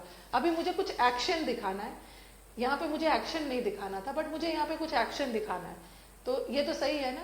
मॉडल वर्ब के बाद V1 तो आया, फिर इस हैव के बाद कौन सा फॉर्म आएगा? हैव के बाद कौन सा फॉर्म? Third form. हाँ, वुड भी लगा सकते हो, C Priyavashini, you can use would also, you can use will also, depending, मैंने विल लिया है, मैं शुड भी लगा सकती हूँ, मस्ट भी लगा सकती हूँ। ही विल, हाँ, अब सेंटेंस देखो, मॉडल वर्ब है, मॉडल वर्ब के साथ V1 आया, ठीक है, और हैव के बाद थर्ड फॉर्म आया है, सही है। हैव के बाद थर्ड फॉर्म, यहाँ भी हैव के बाद थर्ड फॉर्म। अब कभी कभी मॉडल वर्ब के साथ हैव बीन लग के यहाँ भी थर्ड फॉर्म आ सकता है, और कभी कभी यहाँ ING भी आ सकता है, दोनों आ सकता है। हैव बीन के बाद थर्ड भी आ सकता है, हैव बीन के साथ ING भी आ सकता है, वो डिपेंड करता है एक्टिव और पैसिव पे। देखो, he will have been taken to the hospital, उसे हॉस्पिटल ले जाया जाएगा, ये सेंटेंस पैसिव है। यहाँ पे ही कोई काम नहीं करेगा, ही को कोई और आके हॉस्पिटल ले जाएगा, तो ये पैसिव हो गया। और he will have been doing the work, वो अपना काम कर रहा होगा, यहाँ पे काम ही करेगा ना, तो ये तो एक्टिव जाएगा। बस मुझे बताना था ही हैव बीन के बाद, बीन के बाद थर्ड फॉर्म भी आ सकता है, बीन के बाद आईएनजी भी आ सकता है। आईएनजी तब आएगा जब एक्टिव हो, और थर्ड फॉर्म तब आएगा जब सेंटेंस पैसिव। ये सब मैं इसलिए बता रही हूँ ना कि जब सेंटेंस इंप्रूवमेंट आएगा कैसे कैसे अपने ऑप्शंस को छांटोगे। Yes, depends Siddhi, depending upon your active and passive voice. तो यही चीज मैंने बताया है यहाँ पे। यही चीज मैंने आपको इस स्लाइड में बताया है, जो हो सकता था कि स्लाइड में ऐसे समझाने पे आपको ना समझ में आए। मैंने क्या लिखा था, मॉडल वर्ब, मॉडल वर्ब के साथ अगर हैव लग गया, मॉडल वर्ब के साथ हैव लग के बीन लग गया, तो उस बीन के बाद या तो V3 भी आ सकता है पैसिव में, या तो V4 भी आ सकता है एक्टिव में। अभी मैं बताऊंगी, अभी मॉडल वर्ब कौन कौन सा होता है वो सब मैं बताऊंगी। ये देखो, he might have finished the work. पहले मुझे बताओ, जो जो मैं पूछूंगी सिर्फ वही बताना। पहला वाला सेंटेंस एक्टिव है कि पैसिव है? पहला वाला सेंटेंस एक्टिव है कि पैसिव है? He might have finished his work, possibility है कि वो अपना काम कर चुका होगा। एक्टिव है कि पैसिव है बताना। ही माइट हैव फिनिश्ड, ही ने अपना काम फिनिश किया है, इसका मतलब है ही अपना काम फिनिश कर चुका होगा, ये सेंटेंस एक्टिव, एक्टिव, ठीक है, एक्टिव है। मैं इसको आपको दो तीन टेक्निक बताऊंगी। He will have been doing, और कभी भी ना आईएनजी V3 ये सब देख देख के एक्टिव पैसिव नहीं बनाना, पहले सेंटेंस का सेंस देखो। He will have been doing, he will have been doing the work, वो अपना काम कर रहा होगा। काम तो ही करेगा ना यहाँ पे, ये भी सेंटेंस एक्टिव है, ये भी सेंटेंस एक्टिव है, एक्टिव है, active. Okay, yes. And what about the next one, he will have been taken to the hospital, उसे हॉस्पिटल ले जा चुका होगा, वो खुद नहीं गया है, कोई और आके उसको हॉस्पिटल ले जाएगा। तो ये क्या है, पैसिव, पैसिव, पैसिव, पैसिव है। इतना दूर तो क्लियर हो गया कौन सा एक्टिव है कौन सा पैसिव है। ओके, हाँ। अब हमारे स्टूडेंट्स के दिमाग में क्वेश्चन क्या आता है, उन्होंने अपने दिमाग में बैठा रखा है, दिमाग में बैठा रखा है कि जहां भी V3 देख लो, जहां भी V3 देख लो उसको पैसिव समझ लो। खासकर हैव वाले के साथ होता है, ऐसा नहीं होता है। ठीक है, पैसिव में V3 आता है, बट कभी कभी V3 वाला सेंटेंस एक्टिव भी जाता है। आपको सिंपली याद रखना है ना कि जब हैज, हैव और हैड के बाद, हैज हैव हैड के बाद अगर V3 आ रहा है, हैज हैव हैड के बाद V3 आ रहा है, तो उसको आप क्या मानोगे, active, active. Has have had के तुरंत बाद V3 आ रहा है तो एक्टिव। हैज हैव हैड के साथ कब पैसिव माना जाता है बता रही हूँ, हैज हैव हैड के बाद अगर बीन लग गया, BEEN, बीन लग के फिर थर्ड फॉर्म आया, then the sentence becomes passive. क्योंकि बहुत बच्चों को देखा है हैज हैव हैड के बाद V3 मान के उसको पैसिव मान लिया। No, has have had passive में तभी यूज होगा जब उसके बाद बीन लग के तब V3 है। बीन लग के, मैं बता रही। ये देखो, he has done the work, he has done the work, और he has been given a book। ये तो मैं आपको थोड़ा सा बस ट्रिक बता रही हूँ, अल्टीमेटली सेंटेंस ही समझना होता है। he has done the book, देखो यहाँ हैज के तुरंत बाद थर्ड फॉर्म आ गया, हैज के तुरंत बाद थर्ड फॉर्म आ गया तो सेंटेंस एक्टिव, और हैज के बाद बीन लग के, हैज के बाद बीन लग के थर्ड फॉर्म आ गया तो सेंटेंस पैसिव, पैसिव है। यस, पैसिव है। और चलो मैंने तो ये तो थोड़ा सा स्ट्रक्चर बना के बता दिया, हैज हैव हैड के बाद थर्ड फॉर्म एक्टिव और बीन लग के थर्ड फॉर्म पैसिव। बट ऐसे भी सेंटेंस भी पढ़ो ना, he has done the work, वो अपना काम कर चुका है, काम तो इस व्यक्ति ने ही किया ना, तो एक्टिव है। और he has been given a book, he has been given, उसको एक बुक दी गई किसी और के द्वारा, यहाँ पे ही कोई काम नहीं किया, इसका मतलब है पैसिव है, पैसिव ना। He has been done the work नहीं होगा ना Shahrukh, he has been done का मतलब क्या है, ही हैज बीन डन, उसको डन किया गया किसी और के द्वारा, उसको थोड़ी किया गया। बीन और टेकन, बीन और टेकन दोनों V3 है। पैसिव में अब हमारी मजबूरी है कि हैज के साथ, हमारी मजबूरी है कि हैज के साथ हम V3 लगाएंगे, और हमारी मजबूरी ये भी है कि बीन के साथ हम थर्ड फॉर्म लगाएंगे पैसिव में, दो V3 आ सकता है। He has been done the work नहीं होगा। ही हैज बीन डन मतलब ना उसको डन किया गया किसी और के द्वारा। हुक्म, यस, दोनों आ सकता है।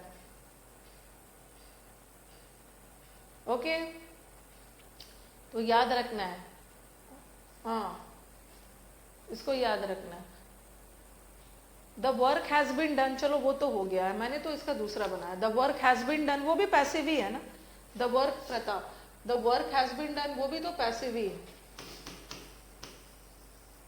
The work has been done,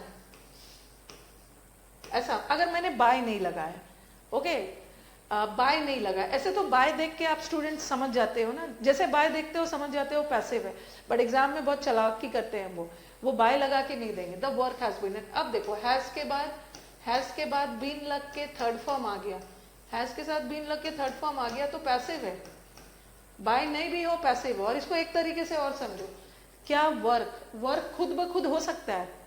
the work non living है, वर्क खुद ब खुद नहीं हो सकता है ना, अंडरस्टूड है कि इस काम को किसी के द्वारा ही किया गया, तो ये ऐसे भी पैसिव है, मीनिंग वाइज भी पैसिव है, स्ट्रक्चर वाइज भी पैसिव है। चलिए बताइए, इतना दूर क्लियर है? फिर आगे बढ़ते हैं।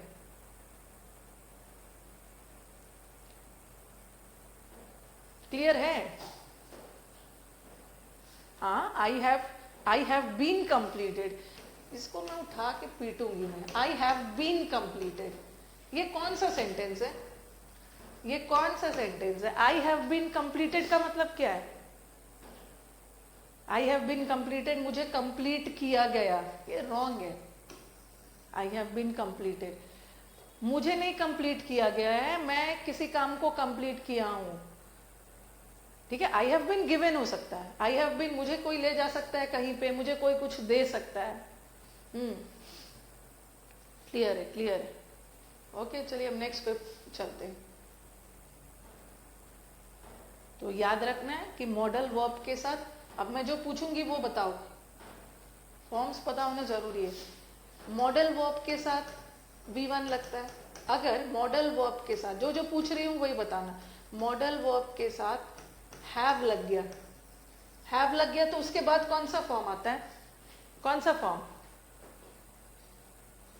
आई हैव बीन बिटेड, ये देखो जरा, आई हैव कल ही पढ़ाया है, आई हैव बीन बिटेड, मुझे, मेरी पिटाई की गई किसी और के द्वारा, ये सही है? अभी वही बताने जा रही हूँ, पैसिव है, मुझे, मेरी पिटाई की गई, या पिटाई नहीं, या मुझे सांप के द्वारा काटा गया, सांप के द्वारा, और ये पैसिव है ना, तो बिटेड कहां से होगा? बिट का थर्ड फॉर्म, बीन के साथ अभी बताया है ना पैसिव, बिटेन होगा, बिटेन थर्ड फॉर्म होगा, कल ही पढ़ा है आपने, कल ही पढ़ा है थर्ड फॉर्म। तो अब फटाफट मुझे बताना, मॉडल वर्ब के साथ, ठीक है, मॉडल वर्ब के साथ हैव लग सकता है, ठीक है, लेकिन अगर मॉडल वर्ब के साथ हैव लग गया, उसके बाद कौन सा फॉर्म आएगा? उसके बाद कौन सा फॉर्म आता है मॉडल वर्ब के साथ हैव लग गया तो?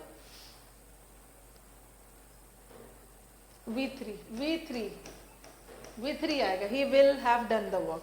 लेकिन मॉडल वर्ब के साथ हैव लग गया, उसके बाद बीन लग गया, फिर कौन सा फॉर्म? बीन लगने के बाद, बीन लगने के बाद V4 भी आ सकता है, ING भी आ सकता है एक्टिव में, ठीक है, और V3 भी आ सकता है पैसिव, पैसिव में पैसिव। अब मैं इस पे बेस, जो मॉडल वर्ब और फॉर्म्स ऑफ वर्ब्स है, उस पे बेस जो क्वेश्चन आया है वो मैं आपको बताऊं, ठीक है। यहाँ पे तो एक सेंटेंस और एक्स्ट्रा भी आ गया, हाँ, एक दो चीज और, जो बेस्ड इस पे क्वेश्चन आया है ना, पहले ध्यान से सुनो। ऐसे तो मॉडल वर्ब में आपको सब करवाऊंगी, लेकिन सबने सुना है मॉडल वर्ब क्या है, शैल, विल, सबको अलग अलग डिटेल में करूंगी, कैन, कुड, ये तो सबको पता है, शुड, वुड, इतना तो पता है ना, शुड, वुड, मे, माइट, ये सब मॉडल वर्ब्स है, ऑक्सिलरी वर्ब है। और दो मॉडल वर्ब है जो अपने साथ टू लेता है, कौन सा? एक यूज टू भी मॉडल वर्ब है। ये सबको अलग अलग से हम डिटेल में कहेंगे, लेकिन अभी मैंने प्रीवियस पेपर से वो क्वेश्चन उठाया है जो मॉडल वर्ब और फॉर्म्स पे बेस्ड है, जो मैंने अभी तुरंत पढ़ाया है। दो ही मॉडल वर्ब है जो अपने साथ टू लेता है, यूज टू और ऑट टू, ऑट टू और यूज टू। यूज टू और ऑट टू, और भी मॉडल वर्ब है जो हम अलग अलग करेंगे। ये नीड और डेयर, इसको तो हम डिटेल में करेंगे। इसको हम सेमी मॉडल्स बोलते हैं क्योंकि मॉडल्स भी होता है और मेन वर्ब भी होता है। ओके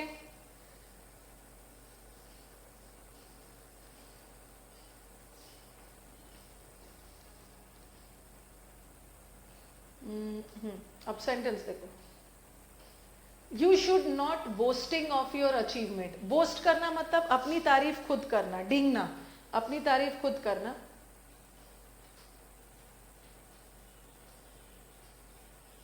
चलिए आंसर बताइए।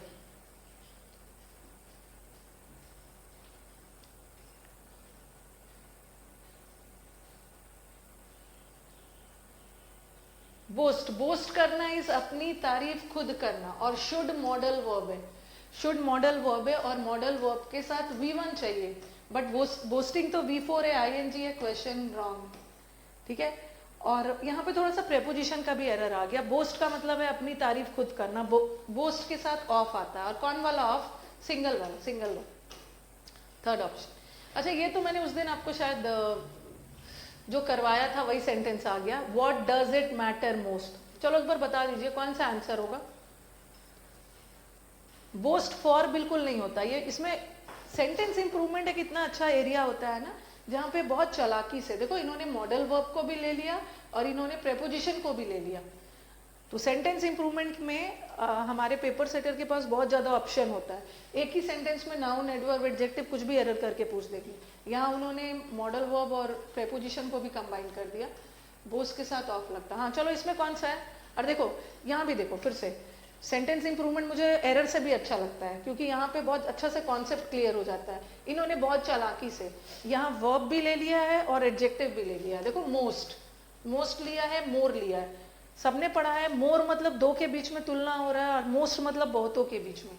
तो ये बोल रहे हैं जो चीज मुझे सबसे ज्यादा मैटर करता है वो है क्वालिटी ऑफ गुड्स। तो जो चीज सबसे ज्यादा मैटर करता है, यहाँ दो की बात नहीं हो रही है, दो की बात नहीं हो रही है, तो ये ऑप्शन और ये ऑप्शन तो ऐसे ही हट गया। हाँ और ये देखो इसमें इन्वर्जन कर दिया, is the quality of goods, यहाँ पे रिक्वायर लिख दिया मैं। इसमें इन्होंने इन्वर्जन किया, बट इन्वर्जन नहीं चाहिए, तो आंसर इज सी। सी होगा, C what matters most. Next वाला देखो आप, I use to have very thick hair. अभी बोला ना मैंने कि use to be modal verb है, use to be modal verb है, और मॉडल वर्ब के साथ V1 आता है। ठीक है, बट यहाँ मॉडल वर्ब के साथ ING लगा दिया, गलत है। मॉडल वर्ब के बाद जब भी आएगा हैव ही आएगा, मतलब हैव वाला अगर फॉर्म में, ये हैड, V3 V2 दोनों, ये भी हट गया। और यूज टू वर्ड नहीं होता है, ये यूज टू है ही नहीं, ये मॉडल वर्ब बना ही है ED के साथ। ED यूज टू नहीं होता, यूज टू मतलब पास्ट की हैबिट बताता है, तो इसमें से D नहीं हटाओ, ये रहेगा। आंसर कौन सा है? नो इम्प्रूवमेंट, नो इम्प्रूवमेंट है। सी कहां से हो गया? अभी तुरंत पढ़ाया, यूज टू के साथ हैड नहीं होगा, यूज टू के साथ हैव होगा ना, यहाँ तो हैड लगा दिया, यहाँ हैविंग लगा दिया, और यहाँ पे ये गलत कर दिया, ED लगना चाहिए था। नो इम्प्रूवमेंट भी है, नो इम्प्रूवमेंट भी होना चाहिए। सबसे खतरनाक नो इम्प्रूवमेंट। इम्प्रूवमेंट कैसे नहीं है भाई, मैं तो करके रहूंगा। Next, the pedestrians. हाँ, ये बहुत खूबसूरत सा है, जो कि कल मैंने आपको इन्फिनेटिव पढ़ाया। एक बार मुझे बताइए इन्फिनेटिव क्या होता है? What is infinitive? हो सकता है कल पढ़ाया हो, आज नहा के आए हो, भूले ही होंगे। What is infinitive? Infinitive is 2 + V1। ठीक है, उसको तो हम डिटेल में पढ़ेंगे, कभी कभी 2 भी नहीं होता। Infinitive is 2 + V1। और इन्फिनेटिव किसका काम करता है? नाउन का। नाउन का काम करने के लिए उसको क्या बनना होगा? सब्जेक्ट या ऑब्जेक्ट। 2 + B इन्फिनेटिव हो सकता है, हो सकता है, क्योंकि 2 + B V1 है, ये इन्फिनेटिव हो सकता है। 2 + हैव, ये भी इन्फिनेटिव होता है। 2 + V1 इन्फिनेटिव है। टू गो भी इन्फिनेटिव होगा, to play, to swim, to study, सब infinitive. Yes, it acts as a noun. हाँ, अब बताओ सेंटेंस में, द पेडेस्ट्रियंस। पेडेस्ट्रियंस किसको बोलते हैं? जो पैदल चलने वाले लोग हैं। The pedestrian should to be cautious while crossing. ये टू बी क्या है? What is to be? हर टॉपिक पढ़ो और उस पे बेस प्रीवियस पेपर बनाओ। ये टू बी, एक मिनट, ये टू बी क्या है? इन्फिनिटिव है। To be infinitive. अगर मैं पूछूं कि गो गो क्या है? गो वर्ब है, गो वर्ब है।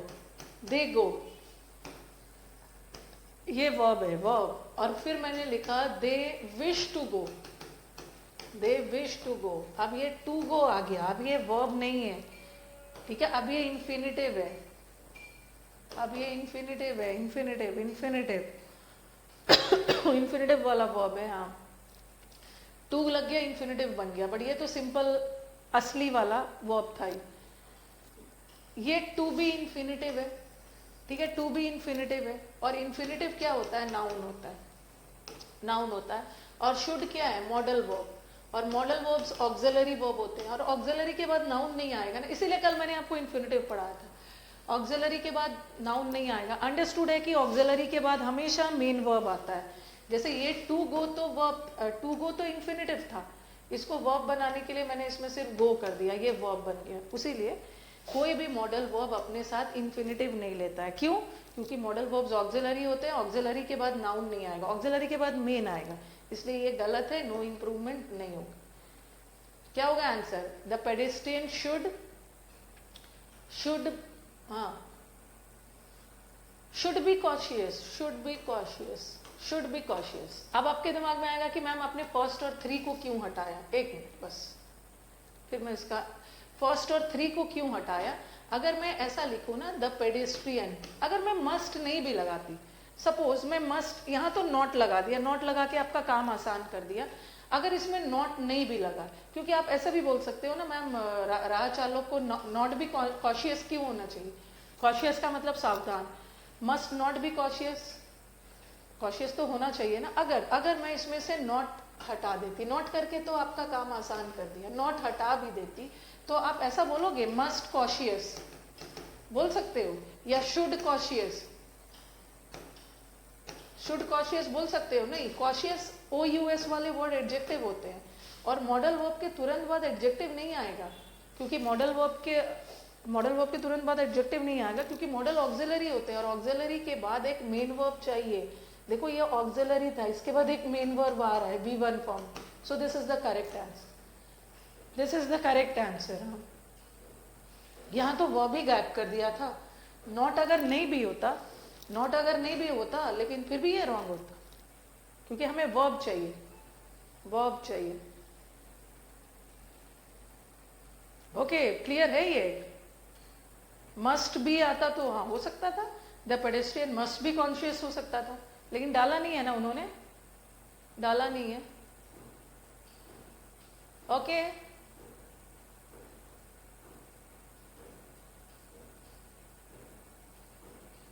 मस्ट भी नहीं आएगा ना, दोनों सही हो सकता, मस्ट और शुड दोनों नहीं आएगा, सही है। बैक स्लाइड में क्या रखा है? जो बैक स्लाइड मॉडल वर्ब के बाद, यहाँ पे आपने दो चीज सीखा जो अभी तक मैंने पढ़ाया, कि मॉडल वर्ब के तुरंत बाद एडजेक्टिव नहीं आएगा, क्योंकि मॉडल वर्ब ऑक्सिलरी होता है, ऑक्सिलरी के बाद एडजेक्टिव नहीं आया, मजबूरी है, ऑक्सिलरी के बाद मेन वर्ब डालना है। एक चीज और सीखा आपने कि मॉडल वर्ब के बाद इन्फिनिटिव नहीं आएगा। क्यों नहीं आएगा? क्योंकि इन्फिनिटिव नाउन होता है, और मॉडल वर्ब के बाद नाउन कहाँ से आएगा? मॉडल वर्ब के बाद मॉडल वर्ब ऑक्सिलरी है, उसके बाद मेन आएगा, मेन। नेक्स्ट वाला question, the gas is being sipping. एक चीज और याद रखना है कि ये जो पैसिव में, ठीक है, द गैस, एक मिनट, एक चीज और याद रखना है, ये I will be present, okay. और फिर मैंने लिखा, ये सारा चीज आप देख रहे हो, अब खुद फील कर रहे होगे कि हम लोग क्या करते हैं ना, एक्टिव पैसिव, टीचर्स जनरली क्या करते हैं, एक्टिव पैसिव का तैयारी एक्टिव पैसिव के समय करवाते हैं, ठीक है, 4 ऑप्शन के साथ। लेकिन अब खुद फील कर रहे हो कि ये एक्टिव पैसिव सिर्फ 4 ऑप्शंस के साथ तैयार करोगे, उसमें काम नहीं होने वाला है। इस एक्टिव पैसिव को आपको बहुत डीपली वर्ब और टेंस से जोड़ना होगा। हाँ, ये देखो पहले, I will be given a book. कुछ बच्चे ये भी बोलते हैं मैम कि जब भी सेंटेंस में बी आ गया ना, जब भी सेंटेंस में बीन आ गया और जब भी सेंटेंस में बीइंग आ गया तो उसको पैसिव समझ लो। ऐसा नहीं है, ओके, कि ये तो मैम ट्रिक है कि जब भी बी आ गया, बीन आ गया और बीन आ गया पैसिव समझ लो। ऐसा नहीं है। बगैर बी बीन मतलब एक्टिव भी हो सकता है। बी बीन को हम एक्टिव में भी यूज कर सकते हैं। ये देखो, ये सब पैसिव तब होता है ना, बी बीन और बीइंग को पैसिव तब मानोगे जब उसके बाद थर्ड फॉर्म। ये देखो, ये बी, यहाँ भी बी है। ऐसा थोड़ी है कि बी देख के आप पैसिव बना लोगे। आई विल बी प्रेजेंट, ये प्रेजेंट तो एडजेक्टिव है और यहाँ बी के बाद थर्ड फॉर्म आया। जब बी के बाद थर्ड फॉर्म आएगा तभी पैसिव मानना, बट यहाँ तो बी के बाद थर्ड फॉर्म नहीं आया। ये एक्टिव है। यस मैम, मैं कल ज्वाइन किया हूं, तो प्रीवियस वीडियो देखिएगा, previous video.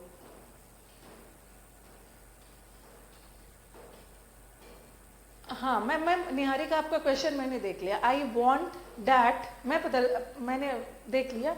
He B a good man, बता रही हूँ। आई विल बी, आपका क्वेश्चन मैंने देख लिया है और बहुत अच्छा सा क्वेश्चन है, मैं उसको अभी डिस्कस करूंगी। बी के बाद थर्ड फॉर्म आ गया पैसिव। और इतना भी देखो, आई विल बी प्रेजेंट, तो मैं आई प्रेजेंट, आई के बारे में बात कही जा रही है तो एक्टिव है। और I will be given a book, मुझे किसी और के द्वारा बुक दी जाएगी तो पैसिव है। ओके, ये याद रखना कि बी के साथ थर्ड फॉर्म आएगा तभी पैसिव आएगा। फिर लिखा मैंने, I have been to London, मैं लंदन जा चुकी हूँ। और I have been given a book. अब बताओ पहला वाला क्या है? पहला वाला हैव बीन, यहाँ बीन के साथ कोई थर्ड फॉर्म नहीं आ रहा है ना, लंदन आ जा रहा है, कोई थर्ड, बीन खुद थर्ड फॉर्म है। और ये मैंने आपको बताया भी, हैव के बाद थर्ड फॉर्म आ गया तो पैसिव मत मानना। हैव के बाद बीन लग के थर्ड फॉर्म आ गया तब पैसिव मानना। ये एक्टिव है।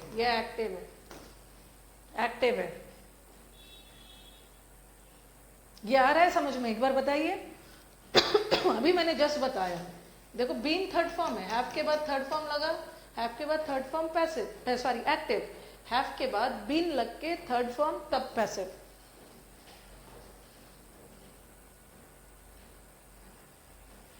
यस।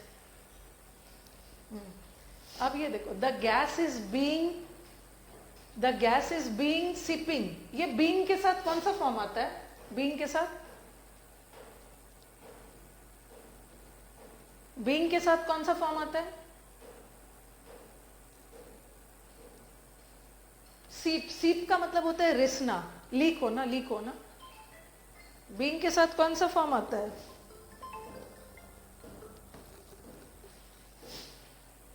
बीइंग के साथ थर्ड फॉर्म आता है, third form. The gas is being seeped out of the room, the gas is being, seep का थर्ड फॉर्म इज सेप्ट होता है, सिप। तो ये तो वैसे भी गलत है, ऐसे भी गलत है। क्या इस सेंटेंस को पैसिव जाना चाहिए? अगर मैं इसके साथ थर्ड फॉर्म लगा दूं ना, सेप्ट को, okay, the gas is being seeped, अगर मैं सीप्ड भी होता है, सेप्ट, इसको हम सीप्ड भी लगा देते हैं, सीप्ड भी होता है, सेप्ट भी होता है, दोनों फॉर्म में जाते हैं। अगर क्या मैं इस सेंटेंस को पैसिव ले जा सकती हूँ? पहले मुझे बताओ, क्या ये ऐसे? तो ये गलत है।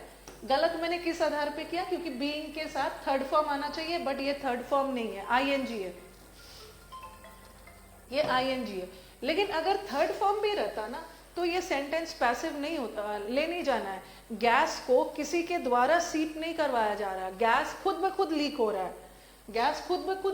है, पत्थर से गैस खुद ब खुद लीक हो रहा है।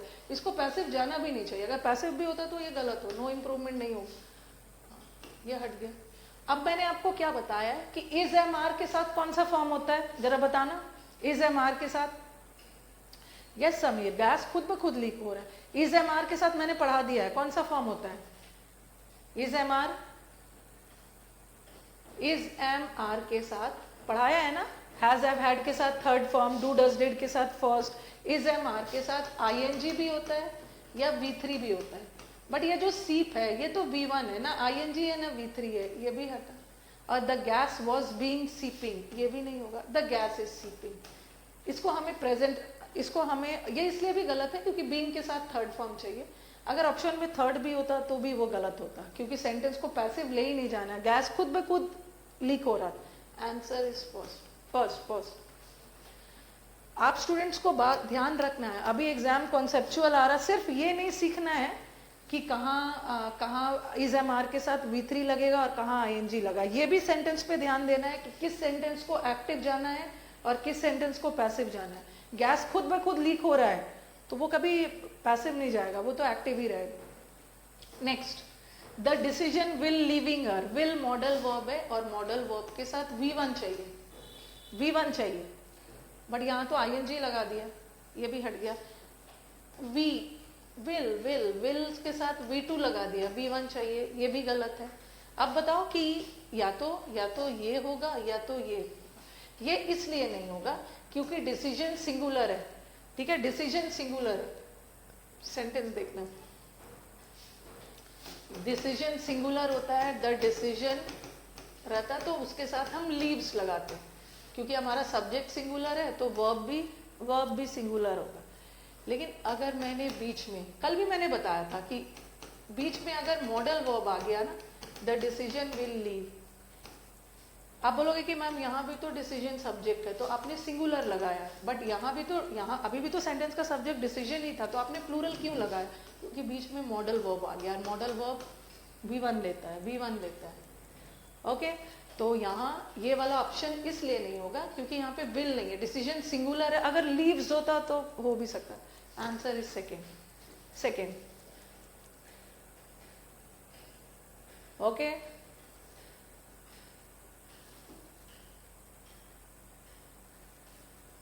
हाँ, नेक्स्ट सेंटेंस देखिए, बहुत ये सारा देखो, ये वाला मैंने सब मिक्स कर लिया। ये आपका 2017 का पेपर देखोगे, ये 2017 के मेंस का है, सेंटेंस इंप्रूवमेंट का। कुछ मैंने प्री का लिया है, कुछ मैंने मेंस का लिया है।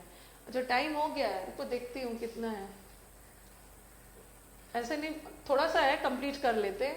जब आपके टीचर इतना मेहनत कर रहे हैं, ठीक है, मेहनत क्या होता है कि जब भी बच्चों को कोई टॉपिक बुक्स में ना कहीं भी देखोगे ना तो सब इकट्ठा नहीं मिलता है। मुझे क्या करना होता है कि जो मैं कोशिश करती हूँ, जो पढ़ाया है, चाहे वो कॉन्सेप्ट थोड़ा ही सा हो, लेकिन जो पढ़ा है उसमें से मैं छांटती हूँ प्रीवियस पेपर में इससे कैसे कैसे क्वेश्चन आए, तो उसको देखना है हमें। टाइम को मत देखो, बोर्ड की तरफ देखो। देखो, ये बहुत खूबसूरत क्वेश्चन है, बहुत खूबसूरत क्वेश्चन है। इसमें इन्होंने मॉडल वर्ब, इंग्लिश को एंजॉय करो, मॉडल वर्ब बहुत चालाकी से मॉडल वर्ब का भी एरर डाला है और फंडामेंटल ऑफ इंग्लिश भी डाला है। मैंने फंडामेंटल का आपका 3 दिन क्लास लिया था, यही सब समझाने के लिए कि हर जगह काम आएगा। चलो अब बताओ, ये क्रिटिकली क्या है? LY वाले वर्ड क्या है? क्रिटिकली क्या है? क्रिटिकली पढ़ते समय वो सब पे ध्यान मत दो, टाइम हो गया है। जब मैं खत्म कर दूं सोच लो खत्म हो गया है, क्योंकि ये तो मेरा अपना UC लाइफ का प्लेटफॉर्म है। अनअकैडमी पे भी आप देखते होगे, कभी भी पहले तो आज तक खत्म नहीं हुआ है, 5 मिनट एक्स्ट्रा ही जाता है। एडवर्ब है, एडवर्ब, ठीक है, एडवर्ब। ओके, क्रिटिकल का 2 मतलब होता है। English plays a critical role. Critical का मतलब इंपॉर्टेंट भी होता है, और एक क्रिटिकल का मतलब पेशेंट की हालत बहुत क्रिटिकल है, सीरियस है। ये एडजेक्टिव है, बताया था ना, क्रिटिकल एडजेक्टिव है, एडजेक्टिव में LY लग गया, एडवर्ब है। और क्रिटिसिज्म क्या है? क्रिटिसिज्म का मतलब है आलोचना करना। इज्म IMS वाले वर्ड नाउन हो। एक तो खेल है एडवर्ब, एडजेक्टिव और नाउन का। बस थोड़ा सा दिमाग लगाओगे तो आपको पता चल जाएगा कि यहाँ एडजेक्टिव चाहिए, नाउन चाहिए। ये देखो, ये मॉडल वर्ब है, ठीक है, ये मॉडल वर्ब है। अब मैं जो पूछ रही हूँ उस पर ध्यान दो, क्योंकि हमें थोड़ा पोस्टमार्टम करना है। मॉडल वर्ब है, मॉडल वर्ब के साथ बी आया है, ये सही है ना? विल बी आया है, ओके, विल बी सही है। इस बी के बाद मॉडल वर्ब ऑक्सिलरी है, ऑक्सिलरी के बाद मेन आया। इस बी के बाद या तो थर्ड फॉर्म भी आ सकता है, इस बी के साथ इस बी के साथ एडजेक्टिव भी आ सकता है और इस बी के बाद कोई नाउन भी आ सकता है। ऐसा थोड़ी है कि बी के बाद हमेशा थर्ड ही फॉर्म आएगा, वो तो पैसिव होगा तभी होगा। देखो ये सेंटेंस देखो, he will be honest, honest adjective है, एक्टिव वॉइस है, एक्टिव वॉइस। V3 तो तब आएगा जब पैसिव होगा, ही विल बी ऑनेस्ट। तो हमारा जो मॉडल वर्ब है, मॉडल वर्ब के बाद V1 आए, इस V1 के बाद डिपेंड करता है सेंटेंस का कॉन्टेक्स्ट, एडजेक्टिव भी आ सकता है। और he will be taken to the hospital, यहाँ पे टेकन लगा दिया, ये तो पैसिव कर दिया। ओके, नाउन भी आ सकता है, नाउन भी आ सकता है। He will be a boy, चाहे he will be a, it will be क्या करूं, इट विल बी अ, या it may be, it will be a good scenery, it will be a scenery, ऐसा कुछ भी है। नाउन भी आ सकता है, कुछ भी आ सकता है, ठीक है। तो ये आपको हेल्प नहीं करेगा। बी के बाद एडजेक्टिव भी आ सकता है, बी के बाद नाउन भी आ सकता है, और बी के बाद एडवर्ब भी आ सकता है। मैं बाद में कुछ वर्ब लगा दूं, ही विल बी क्रिटिकली एग्जामिन्ड, उसको क्रिटिकली एग्जामिन किया जाएगा, कुछ भी आ सकता है। तो यहाँ कुछ खास हमें हेल्प नहीं मिल रहा है। लेकिन अब हाँ, और ये क्रिटिक का मतलब क्या है? क्रिटिक्स किसको बोलते हैं? क्रिटिक्स का मतलब होता है आलोचक, आलोचक को बोलते हैं, ठीक है। क्रिटिसिज्म प्रोसेस है, आलोचना करने की प्रोसेस, ये भाववाचक संज्ञा है, और क्रिटिक्स वो व्यक्ति है, ठीक है। थोड़ा सा मीनिंग भी देखना है यहाँ पे, मेंस का क्वेश्चन है तो थोड़ा तो दिमाग लगाना है। विल बी क्रिटिक्स, और ये भी नाउन है। अब मुझे बताओ कि मुझे किसकी विशेषता बतानी है, किसकी विशेषता बतानी है, ताकि हमें डिसाइड करना है कि हमें नाउन चाहिए, एडजेक्टिव चाहिए, एडवर्ब चाहिए, क्या चाहिए? Swift time bound resolution or liquidation of assets will be dash for delogging the balance sheet. किसकी विशेषता बतानी है? किसकी विशेषता बतानी है? बस एक वर्ड आप फाइंड आउट कर लोगे ना, बस तुरंत काम हो जाएगा।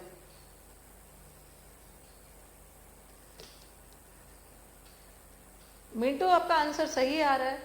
हाँ, for D logging will be, क्या चीज इंपॉर्टेंट रहेगा? देखो ये स्विफ्ट टाइम बाउंड रेजोल्यूशन और लिक्विडेशन, लिक्विडेट करना एसेट्स को, ये सब लिक्विडेशन नाउन है, Swift time bound resolution noun है। हमें नाउन की विशेषता बतानी है, और नाउन की विशेषता बताने के लिए एडजेक्टिव चाहिए। विल बी क्रिटिकल, क्रिटिकल सब की स्विफ्ट टाइम बाउंड रेजोल्यूशन या लिक्विडेशन, एसेट्स का लिक्विडेशन बहुत हेल्प करेगा, बहुत इंपॉर्टेंट रहेगा, क्रिटिकल रोल प्ले करेगा डीलॉक करने की। अच्छा चलो, आज हड़बड़ी हो रही है, ये अकाउंट्स वाले बच्चे अच्छे से बताएंगे, ठीक है, एग्जैक्टली डीलॉक करने। Will be critical, yes. चलो ठीक है, आज बच्चे थक चुके हैं, कल हम इसको डिस्कस कर लेंगे, नो इश्यूज। जब दिमाग टायर्ड हो जाता है ना, हाँ कब से कह रहे हैं, जब दिमाग टायर्ड हो जाता है तो फिर पढ़ने का मन नहीं करता है। अच्छा एक चीज और बताना, बहुत जैसे आप स्टूडेंट्स यहाँ पे बैठे मतलब पढ़ रहे हो, हाँ बुक कौन से ले, अभी कोई बुक नहीं लेना है, पढ़ने के बाद आपको बुक नहीं लेना है, सिर्फ प्रीवियस। हाँ, ये एक चीज और, ऐसा तो नहीं है ना कि आप लोग को क्लास में व्हाट शुड आई से, एंटरटेनमेंट भी चाहिए कि मैम बीच बीच में कुछ इधर उधर की बातें करे, एंटरटेन करे, ऐसा तो नहीं चाहिए ना। एक बार मैं आप लोग का आंसर जानती हूँ, कई बार मुझे बच्चे बोलते हैं कि मैम आप तो सिर्फ पढ़ाते रहते हो, कुछ थोड़ा सा इधर उधर की बातें भी करो, 1.5 घंटा में बोर हो जाते हैं। एक बार बताना ना। हाँ, नो, अगर यस, वो तो मैं देख रही थी, अगर यस भी करते ना तो उठा के फेंकती मैं। वो तो बहुत अच्छा किया कि आपने यस नहीं बोला, उसके बाद मैंने अपना आंसर तैयार किया था। हाँ, चाहिए उठा के फेंकूंगी, सारा एंटरटेनमेंट खत्म हो जाएगा। जब एक बार एग्जाम देने जाओगे ना, सारा एंटरटेनमेंट खत्म हो जाएगा। एंटरटेनमेंट के लिए बहुत टाइम है अब। चलिए अब स्टार्ट एंड कर रही हूँ, कल मिलते हैं, ठीक है, कल मिलेंगे। और कल अभी तो हमारा मॉडल्स वर्ब में हमारा एरोप्लेन हेलीपैड पे था, कल हम उड़ान भरेंगे, कल हम उड़ान भरेंगे। एंटरटेनमेंट चाहिए, सब मिलेगा, प्रैक्टिस शीट भरा है, बहुत ज़्यादा प्रैक्टिस शीट मिलने वाला। ये सब भी प्रैक्टिस शीट ही है, लेकिन इसमें मैंने तोड़ तोड़ के बताते जा रही हूँ, जो जो पढ़ाते जा रही हूँ उस पर बेस्ड क्वेश्चन करवाते जा रही हूँ, ताकि आपका कॉन्सेप्ट कहीं से भी आपको दिक्कत ना हो। प्रैक्टिस शीट जो मिलेगा ना सुधांशु, वो तो सब मिक्स मिलेगा, मतलब पूरा verb mix, right from auxiliary verbs जो मैंने स्टार्ट किया था, स्टेटिव वर्ब उससे लेकर और पॉजिटिव वर्ब तक, ठीक है। अभी तो मैं जो पढ़ाते जा रही हूँ उस पर बेस्ड क्वेश्चन डाल रही हूँ जो, लेकिन अगर मैं अभी आपको पूरा मिक्स वाला प्रैक्टिस सेट दे दूँ ना वर्ब का, तो आपको दिक्कत होगी, क्योंकि अभी आपने पूरा वर्ब नहीं पढ़ा। तब तक आप वो कैप करो। क्लोज टेस्ट मैं सैटरडे को दे दूंगी, सैटरडे को आराम से बैठ के सारा क्लोज टेस्ट और वर्ड पावर डालूंगी। क्लोज टेस्ट भिजवा देना, एड्रेस भेज देना, क्लोज टेस्ट मैम भिजवा देना, ऐसा बोल रहे हो कि एड्रेस भेज देना, अमेजोन के थ्रू भिजवा दूंगी आपको।